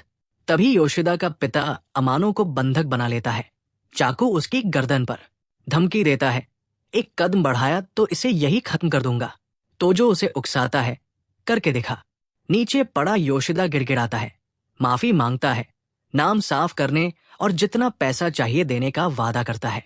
बूढ़ा आदमी चिल्लाता है, खत्म कर इसे, और चेतावनी देता है कि बेटे को छुआ तो रहम नहीं करेगा। तोजो ठंडी आंखों से घूरता है, पूछता है, क्या मैं तुम्हें डरा हुआ लगता हूं? अमानो और यूजी दोनों चिल्लाते हैं, परवाह मत करो, सबको यही खत्म कर दो। तोजो शर्त रखता है, सारा पैसा दे दो। दुश्मन तुरंत मान जाता है, कहता है गोल्ड बार्स भी हैं, अभी लाता हूं। योशिदा सीढ़ियां चढ़ जाता है। उसका पिता सोचता है, सेफ में हथियार है, लड़का इसकी कीमत चुकाएगा। जीत की मुस्कान के साथ बूढ़ा कहता है, पैसा लो और निकल जाओ। लेकिन तोजो जमीन पर घायल पड़ी अमानो से नजरें मिलाता है। दोनों एक दूसरे की चाल समझ जाते हैं, पर जोरदार वार करता है। बस यही पल है। तोजो फुर्ती से एक चाकू फेंकता है। ब्लेड हवा चीरता हुआ बूढ़े के सिर में सटीक बैठता है। बिना रुके तोजो आगे बढ़ता है और बेरहम वारों की बारिश कर देता है। बूढ़ा फर्श पर गिरता है। Lights out. अमानो कांपती हुई उठती है, चेहरे पर राहत, जैसे बुरा सपना खत्म हो गया हो। तोजो उसे संभाल कर खड़ा करता है। पीछे लाश पड़ी है। वो चेतावनी देती है, घर में गन्स है, संभल कर। तभी योशिदा लौटता है, हाथ में गन। चीखता है कि सबको अगले जहान भेज देगा। वो सीढ़ियों से उतरता है, हाथ में कैश से भरा सूटकेस।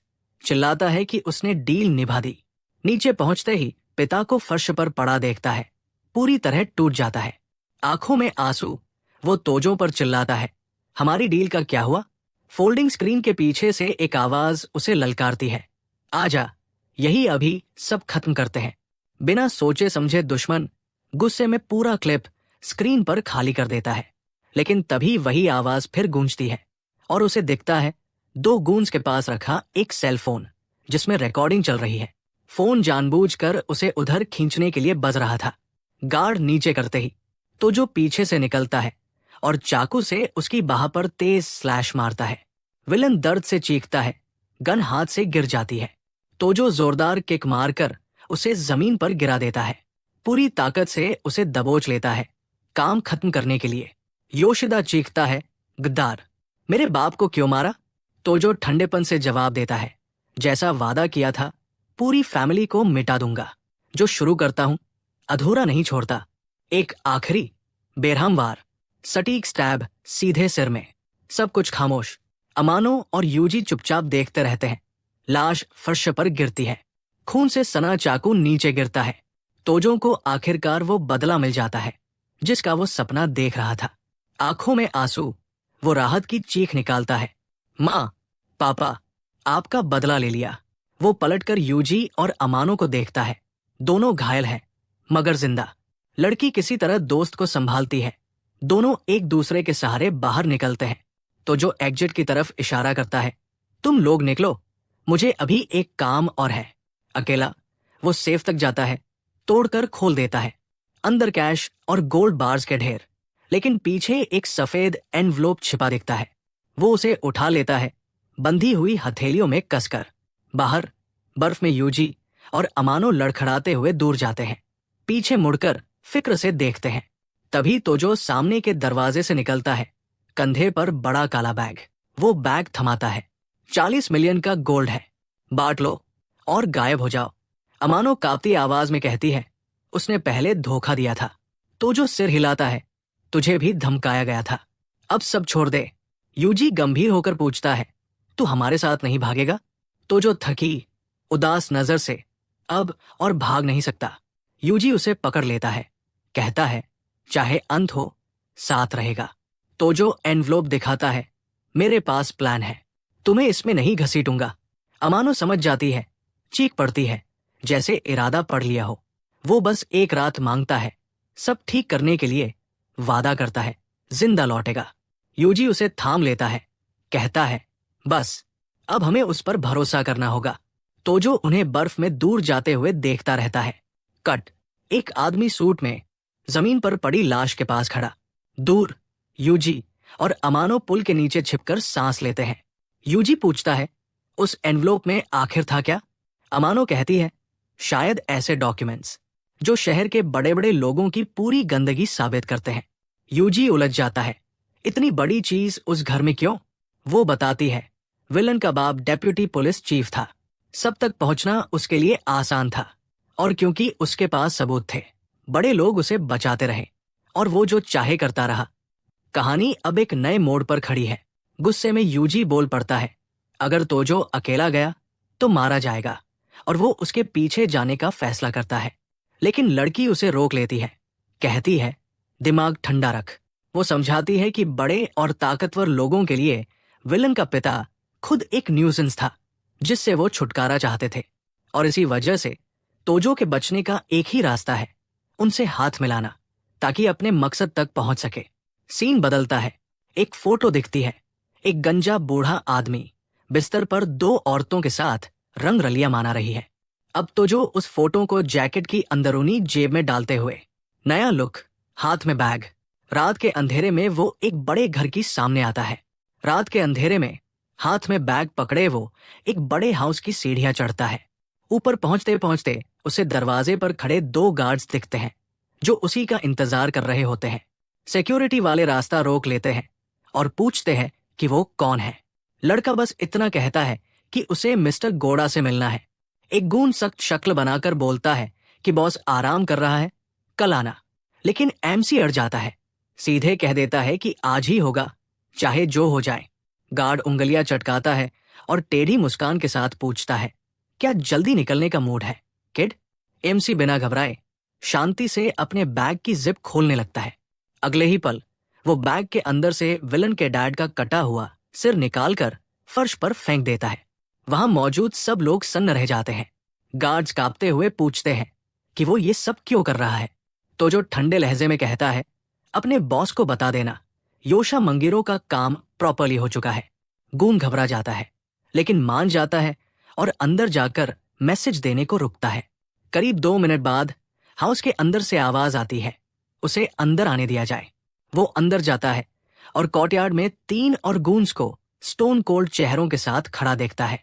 एमसी लकड़ी के दरवाजे तक चलता है, उसे धीरे से खोलता है और अंदर दाखिल होता है। अंदर एक गंजा टैटूड आदमी बैठा है जिसे एक खूबसूरत औरत सर्व कर रही है। बिग बॉस चाय का कप उठाता है, सिप लेने से पहले न्यूकमर को घूरता है। उसे परखते हुए सीधे पूछता है, तू ही है ना वो तोजो जिसे सब ढूंढ रहे हैं? लड़का थोड़ा चौंकता है और पूछता है, आपको कैसे पता मैं ही हूं? गोड़ा कहता है, मनुर्रो ने तुझे संभालने के लिए आदमी भेजे थे और अब तू यहां अपनी जान की भीख मांगने आया है। बॉस चिढ़ जाता है, मेज पर जोर से हाथ मारता है और बोलता है, इतना सब करने के बाद तुझमें हिम्मत कैसे हुई मदद मांगने की? एमसी चुप रहता है। चारों तरफ गूंज खड़े हैं लेकिन वो सीधा बॉस की आंखों में देखता रहता है। तो जो कहता है, अगर तुम्हें लगता है तो यही खत्म कर दो, वरना मेरी बात पूरी सुन लो। वो गंभीर होकर एक एनवलोप उठाता है और पूछता है, बताइए बॉस, इसमें जो है उसके बारे में आपका क्या ख्याल है? गोड़ा हल्की मुस्कान देता है, उसे इंटरेस्टिंग कहता है लेकिन पूछता है, कोई ठोस वजह दो कि मैं तुझे जिंदा क्यों छोड़ूं। औरत एनवलोप तोजों के हाथ से लेकर बॉस की वुडन डेस्क तक ले जाती है। बॉस उसे खोलता है। अंदर बूढ़े आदमी की लड़कियों के साथ कॉम्प्रोमाइजिंग फोटोज होती है लेकिन वो जरा भी इंप्रेस नहीं होता। तुझे लगता है तू मुझे इससे ब्लैकमेल कर पाएगा? तो जो कहता है, शायद आपको फर्क न पड़े लेकिन ऊपर वालों को पड़ेगा, और वैसे भी मेरे पास इससे कहीं ज्यादा गंदा एविडेंस है। फिर कॉन्फिडेंट स्माइल के साथ पूछता है, आपको पता है आज ही मैंने कितने लोगों को निपटाया है? बॉस भड़क जाता है, ये थ्रेट है? तू मेरी पाव लेवल का नहीं है। एमसी शांति से कहता है, ये थ्रेट नहीं है क्योंकि मेरे पास खोने के लिए अब कुछ भी नहीं बचा। वो फिर खुलासा करता है, अगर मैं मिडनाइट तक रिपोर्ट नहीं करता तो सारा एविडेंस सीधे कॉप्स के पास चला जाएगा। बॉस लापरवाही से पूछता है, और उससे यहां मेरी क्या प्रॉब्लम है? तो जो बोलता है, आखिरी बार मुझे यही देखा गया था। तो बिग शॉट्स यही मानेंगे कि मास्टरमाइंड आप है। ये सुनकर गोड़ा पूरी तरह शॉक हो जाता है। अब उसे पूरा खेल समझ में आता है। वो कहता है, तो तू मदद मांगने नहीं आया, तू मुझे अपने साथ डुबाने आया है। तो जो ठंडे स्वर में जवाब देता है, चॉइस आपकी है, या तो इस एविडेंस से और ज्यादा पैसा बनाइए या फिर मेरे साथ मिलकर रॉक बॉटम तक गिर जाइए। बॉस जोर से हंस पड़ता है, कहता है, तू मजेदार किड है, बिल्कुल मेरी तरह पुराने दिनों की याद दिला दी। इतना कहकर वो इस के तौर पर हमारे हीरो को ड्रिंक ऑफर करता है, डील सील करने के लिए। बिना एक पल सोचे लड़का कप उठाता है और एक ही घूंट में सब खत्म कर देता है। फिर खाली कप वापस ट्रे पर रख देता है। माफिया बॉस के साथ बातचीत वही रैप अप हो जाती है। गोड़ा कहता है कि वो पूरा मेस साफ कर देगा लेकिन एक शर्त पर, आज से किड उसके लिए काम करेगा। एमसी हल्की सी मुस्कान देता है, ऑफर और अपनी नई डेस्टिनी एक्सेप्ट कर लेता है। वो झुककर सैल्यूट करता है और कसम खाता है कि आज से अपनी जिंदगी नए बॉस की सर्विस में लगा देगा। गोड़ा अपने हैवी हिटर मुट्टू को ऑर्डर देता है कि लाशें और सबूत साफ करे और किसी कॉप से कांटेक्ट करके केस दबा दे। मुट्टू हामी भरता है और अपनी नई जरूरी मिशन पर निकल जाता है। फिर माफिया बॉस लकड़ी की मेज के पास टिकी अपनी कैन उठाकर खड़ा होता है। वो लड़की से कहता है कि किड का अच्छे से ख्याल रखना और आज रात यही रुकवाना। लेकिन एमसी फिर याद दिलाता है कि अगर वो मिडनाइट तक वापस नहीं पहुंचा तो एविडेंस सेंड हो जाएगा। बॉस मुस्कुराता है और कहता है, ड्रामा बंद कर, मुझे पता है तेरी असली इंटेंशन क्या है। तूने शुरू से कभी ऐसा करने का सोचा ही नहीं था। एमसी भी हल्की मुस्कान देता है, पकड़े जाने पर माफी मांगता है और बॉस वहां से चला जाता है। कुछ देर बाद वो लड़की एक रूम में आती है और रात के लिए तैयार होने लगती है। वो धीरे धीरे स्टॉकिंग्स पहनती है और बेड के किनारे बैठकर हीरो का इंतजार करती है। सेडक्टिव आवाज में बुलाती है, बॉस ने कहा है आज रात तुम्हारा अच्छे से ध्यान रखा जाए। एमसी बाथटब के पास बैठी उस औरत की तरफ बढ़ता है, लेकिन अचानक एक ड्रेस उठाकर उसकी तरफ फेंक देता है। वो थके हुए लहजे में कहता है, मैं एग्जॉस्टेड हूं, मुझे अकेला छोड़ दो, और दरवाजा उसके मुंह पर जोर से बंद कर देता है। लड़की चिढ़ जाती है। साफ दिखता है कि एमसी की लैक ऑफ इंटरेस्ट से वो इरिटेटेड है। उधर एमसी हॉट वाटर से भरे बाथटब में आराम से लेटा चिल कर रहा होता है। दूसरे कमरे में बॉस शांति से सिगार पी रहा है और वही लड़की दूर से उसे देख रही होती है। वो कहती है, जैसा सोचा था, उस लड़के ने मुझे दोबारा देखा तक नहीं। गोड़ा सहमत होता है, वो एवरेज नहीं है, बहुत कम लोग अपनी डिजायर्स को ऐसे दबा पाते हैं। लड़की पूछती है कि क्या उसे एमसी पर नजर रखनी चाहिए। बॉस हाँ कहता है, वो आसान नहीं होगा, लेकिन वक्त के साथ उसकी कमजोरी सामने आ जाएगी। थोड़ी गंभीर सोच के साथ गोड़ा खुद से पूछता है कि क्या उसे सच में सेफ फील करना चाहिए, ऐसे इंसान को पॉन बनाकर। लड़की भी सीरियस होकर कहती है, मैसेज क्लियर है। अगले दिन हीरो माफिया टेम्पल में एक कम्फी बेड पर चैन से सो रहा होता है। थोड़ा वक्त गुजरता है। अचानक उसकी आंखें झटके से खुल जाती है, जैसे किसी डरावने सपने से जागा हो। हड़बड़ाकर वो उठ बैठता है, पसीना बह रहा है, चेहरा डरा हुआ। तभी वही लड़की बेड पर बैठी दिखती है। उसे गुड मॉर्निंग कहती हुई उसके चेहरे से पसीना पोंछती है। तो जो उसका शुक्रिया अदा करता है, कहता है कि उसे निकलना है और गोड़ा को थैंक्स कहने को बोलता है। लेकिन लड़की कहती है कोई जल्दी नहीं और टीवी दिखाती है। टीवी पर न्यूज चल रही होती है, एक फायर में योशिदा की मौत की खबर। एमसी स्पीड देखकर इम्प्रेस्ड होता है, पूछता है बाकी 8 गूंज का क्या। लड़की बेपरवाही से कहती है क्रिमिनल्स थे, किसी को फर्क नहीं पड़ता। फिर वो उसे इनवाइट करती है कि सब छोड़ो, टेंशन मत लो और बस उस पल को एंजॉय करो, वही उसके साथ। एमसी सीरियस नजरों से उसके करीब आता है और पूछता है तुम्हारा नाम। वो मुस्कुराती है, आई एम मुनीक्ता, और खुश होकर कहती है कि आखिरकार उसने पूछ ही लिया। लेकिन तोजो माफी मांगता है और कहता है कि उसे एक जरूरी काम निपटाना है। वो बेड पर उससे थोड़ा दूर सरक जाता है। औरत चिढ़ी हुई नजरों से उसे देखती रहती है। जैसे ही वो उठकर कमरे से बाहर निकल जाता है, सीन कट होकर वापस उसी ब्रिज पर आता है जहां तोजो, अमानो और युगजी के पास पहुंचता है। उसे देखते ही लड़की चौंक जाती है और तुरंत खड़ी होकर उसका स्वागत करती है। आंखों में आंसू लिए अमानो उसे कसकर गले लगा लेती है और राहत की आवाज में चिल्लाती है कि वो जिंदा और सेफ वापस आ गया। मुस्कुराते हुए वो कहती है कि उसे पूरा भरोसा था, आखिर में वो लौटकर जरूर आएगा। एमसी गंभीर लहजे में कहता है, आज से कोई हमारा शिकार नहीं करेगा। ये सुनते ही अमानो उसे और जोर से पकड़ लेती है और राहत व खुशी के आंसू बहाने लगती है। युगजी भी इमोशनल हो जाता है और पूछता है कि इतनी अच्छी खबर पर वो रो क्यों रही है। सीन फिर शिफ्ट होता है एक पुराने जर्जर से बिल्डिंग में जहां तीनों रह रहे होते हैं। टेबल पर ढेर सारा स्वादिष्ट खाना सजा होता है। युगजी तारीफ करता है, मुझे नहीं पता था तुझमें किचन का इतना टैलेंट है। अमानो गर्व से कहती है, मैं 8 साल की उम्र से अकेले रह रही हूँ, खुद संभालना सीख लिया है। तीनों अपने अपने ग्लासेस उठाते हैं और उस नई जिंदगी के नाम टोस्ट करते हैं जो उनका इंतजार कर रही है। फिर साथ बैठकर खाना खाते हैं, काफी समय बाद पहली बार, बिना डर के। खाने के बाद अमानो पूछती है, अब आगे अपनी जिंदगी का क्या प्लान है। तो जो जवाब देता है, जो कैश मिला है उससे हमारे लिए कोई छोटा सा बिजनेस शुरू करने का सोच रहा हूं। युगजी जोश में आकर हंसता है, तो मतलब अब हम प्रेसिडेंट लोग बन गए। लड़की तोजो से कहती है, तुम जो भी फैसला लो, मैं हर चीज में तुम्हारा साथ दूंगी। युगजी उससे पूछता है कि क्या वो सब के बाद भी उस क्लब में वापस काम करेगी। अमानो बताती है कि उसके छोटे भाई को बीमारी है और उसी के इलाज के लिए उसे वहां काम करना पड़ा। तीनों फिर से टोस्ट करते हैं, नई शुरुआत और जिंदगी के दूसरे मौके के नाम। कुछ देर बाद युगजी लिविंग रूम के सोफा पर गहरी नींद में सोया होता है, पूरी तरह आउट। एमसी फर्श पर बिछे मैट्रेस पर लेट जाता है, आंखें खुली हुई, छत को घूरते हुए। जो कुछ हुआ सब उसके दिमाग में घूम रहा होता है। तभी अमानो आती है, उसकी शर्ट पहने हुए, और पूछती है कि क्या वो उनके साथ यही रह सकती है। एमसी कहता है कि बेड और सोफा ही है, वो फर्श पर सो जाएगा ताकि वो बेड ले सके। लेकिन अमानो उसे रोकती है, कंधे पर हाथ रखती है। वो कहती है, तुम्हारे जख्म अभी भरे नहीं हैं, मेरे साथ बेड पर सो जाओ। दोनों साथ लेटते हैं, साइड बाय साइड, लेकिन पूरी रात एक दूसरे को छूते तक नहीं। उधर युगजी सोफे पर बेखबर खर्राटे मारता रहता है।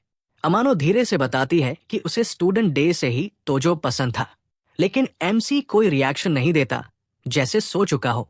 अगले दिन युगजी पूछता है कि क्या वो लड़की अब उनके साथ ही रहेगी। एमसी कंफर्म करता है, कहता है कि उसके पास जाने को और कोई जगह नहीं है और उन्हें एक नया बेड भी लेना पड़ेगा। युगजी हंसते हुए कहता है कि जो डव उन्होंने पकड़ा है उससे तो वो लोग कुछ समय आराम से जी सकते हैं।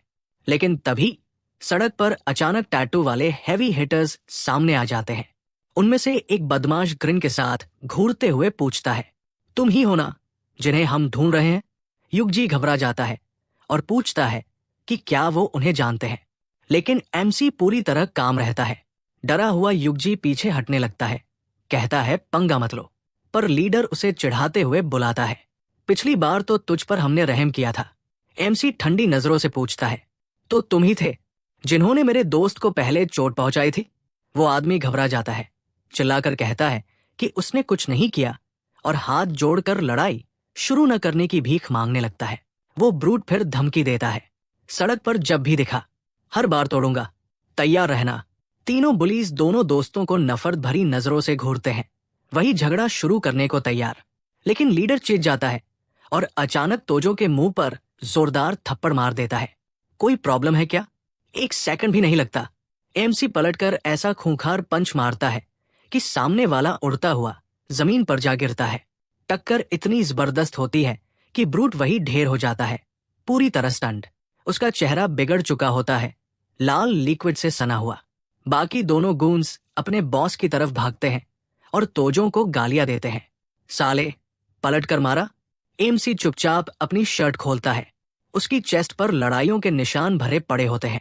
बुलीज एक पल के लिए चुप हो जाते हैं, उसकी बॉडी और एटीट्यूड देखकर।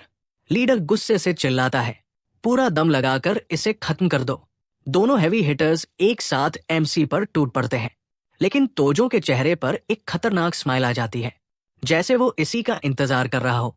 फाइट शुरू होती है, दोनों गूंस पूरी ताकत से हमला करते हैं, लेकिन एमसी आराम से डॉज करता है और एक के मुंह पर जबरदस्त पंच जड़ देता है। वो जमीन पर गिरते ही तोजो उस पर बिना रहम किए लगातार पंचेस बरसाता है। फिर वो दूसरे गून की तरफ मुड़ता है, आंखों में फोकस और ठंडक। दूसरा बुली पंच मारता है, एमसी आसानी से ब्लॉक करता है, उसका हाथ पकड़कर मरोड़ देता है, पूरी तरह इमोबिलाइज। फिर एक जबरदस्त नी स्ट्राइक, ब्रूट के मुंह से लाल लिक्विड उछल पड़ता है।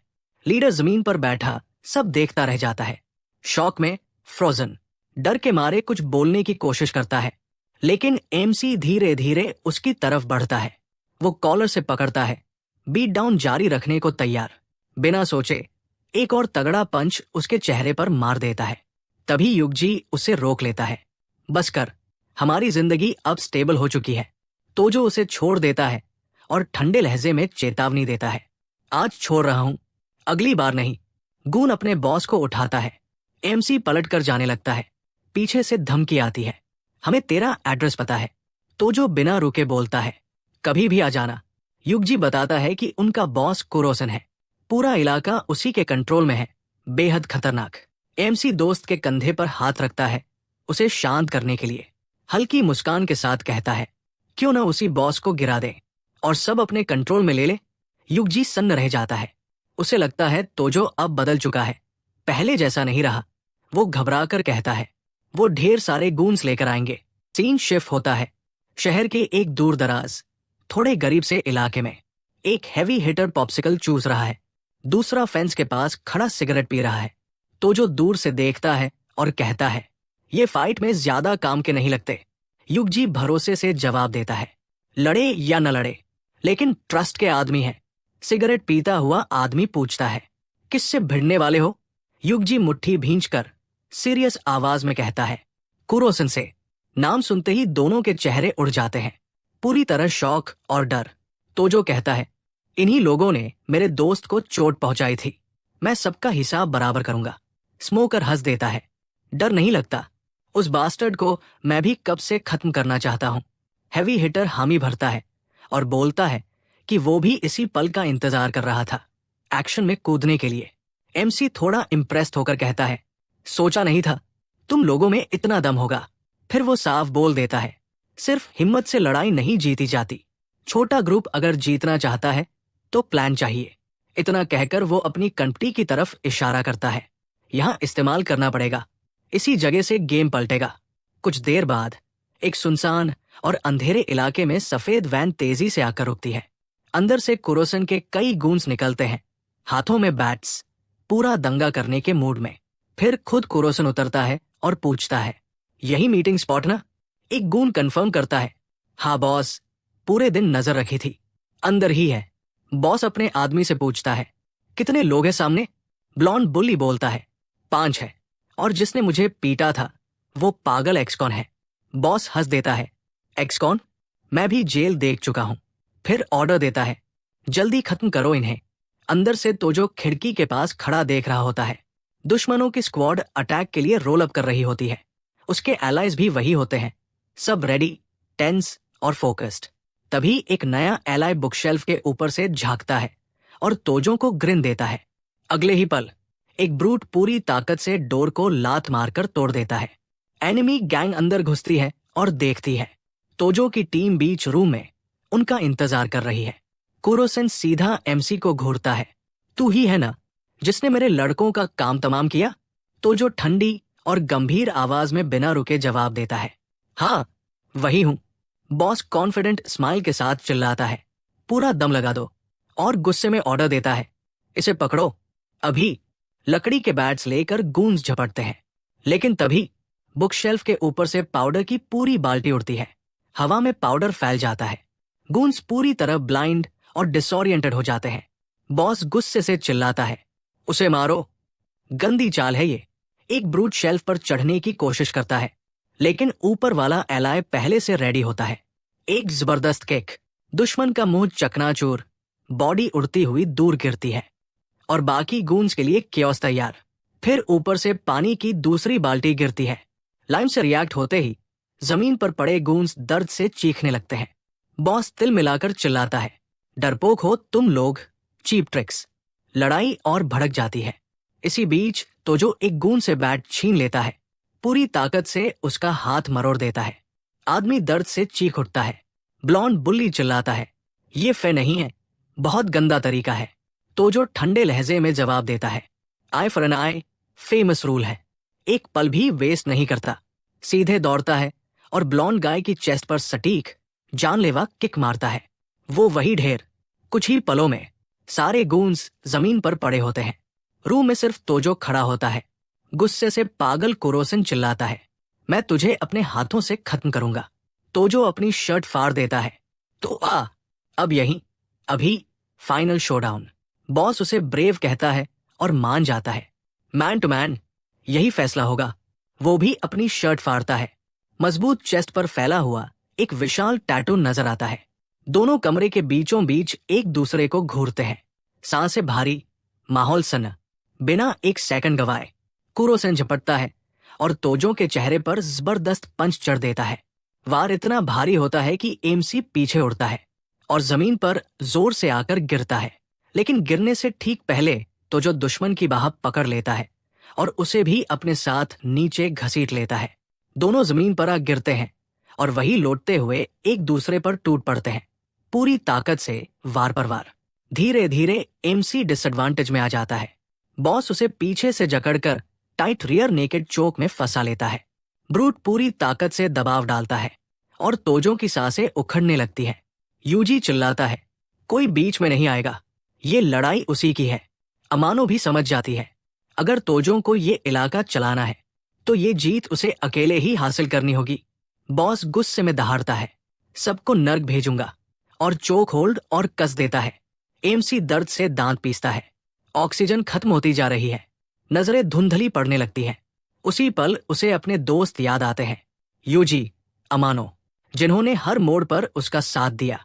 दिमाग में आवाज गूंजती है, फाइनल बैटल है, बैकअप बुला ले।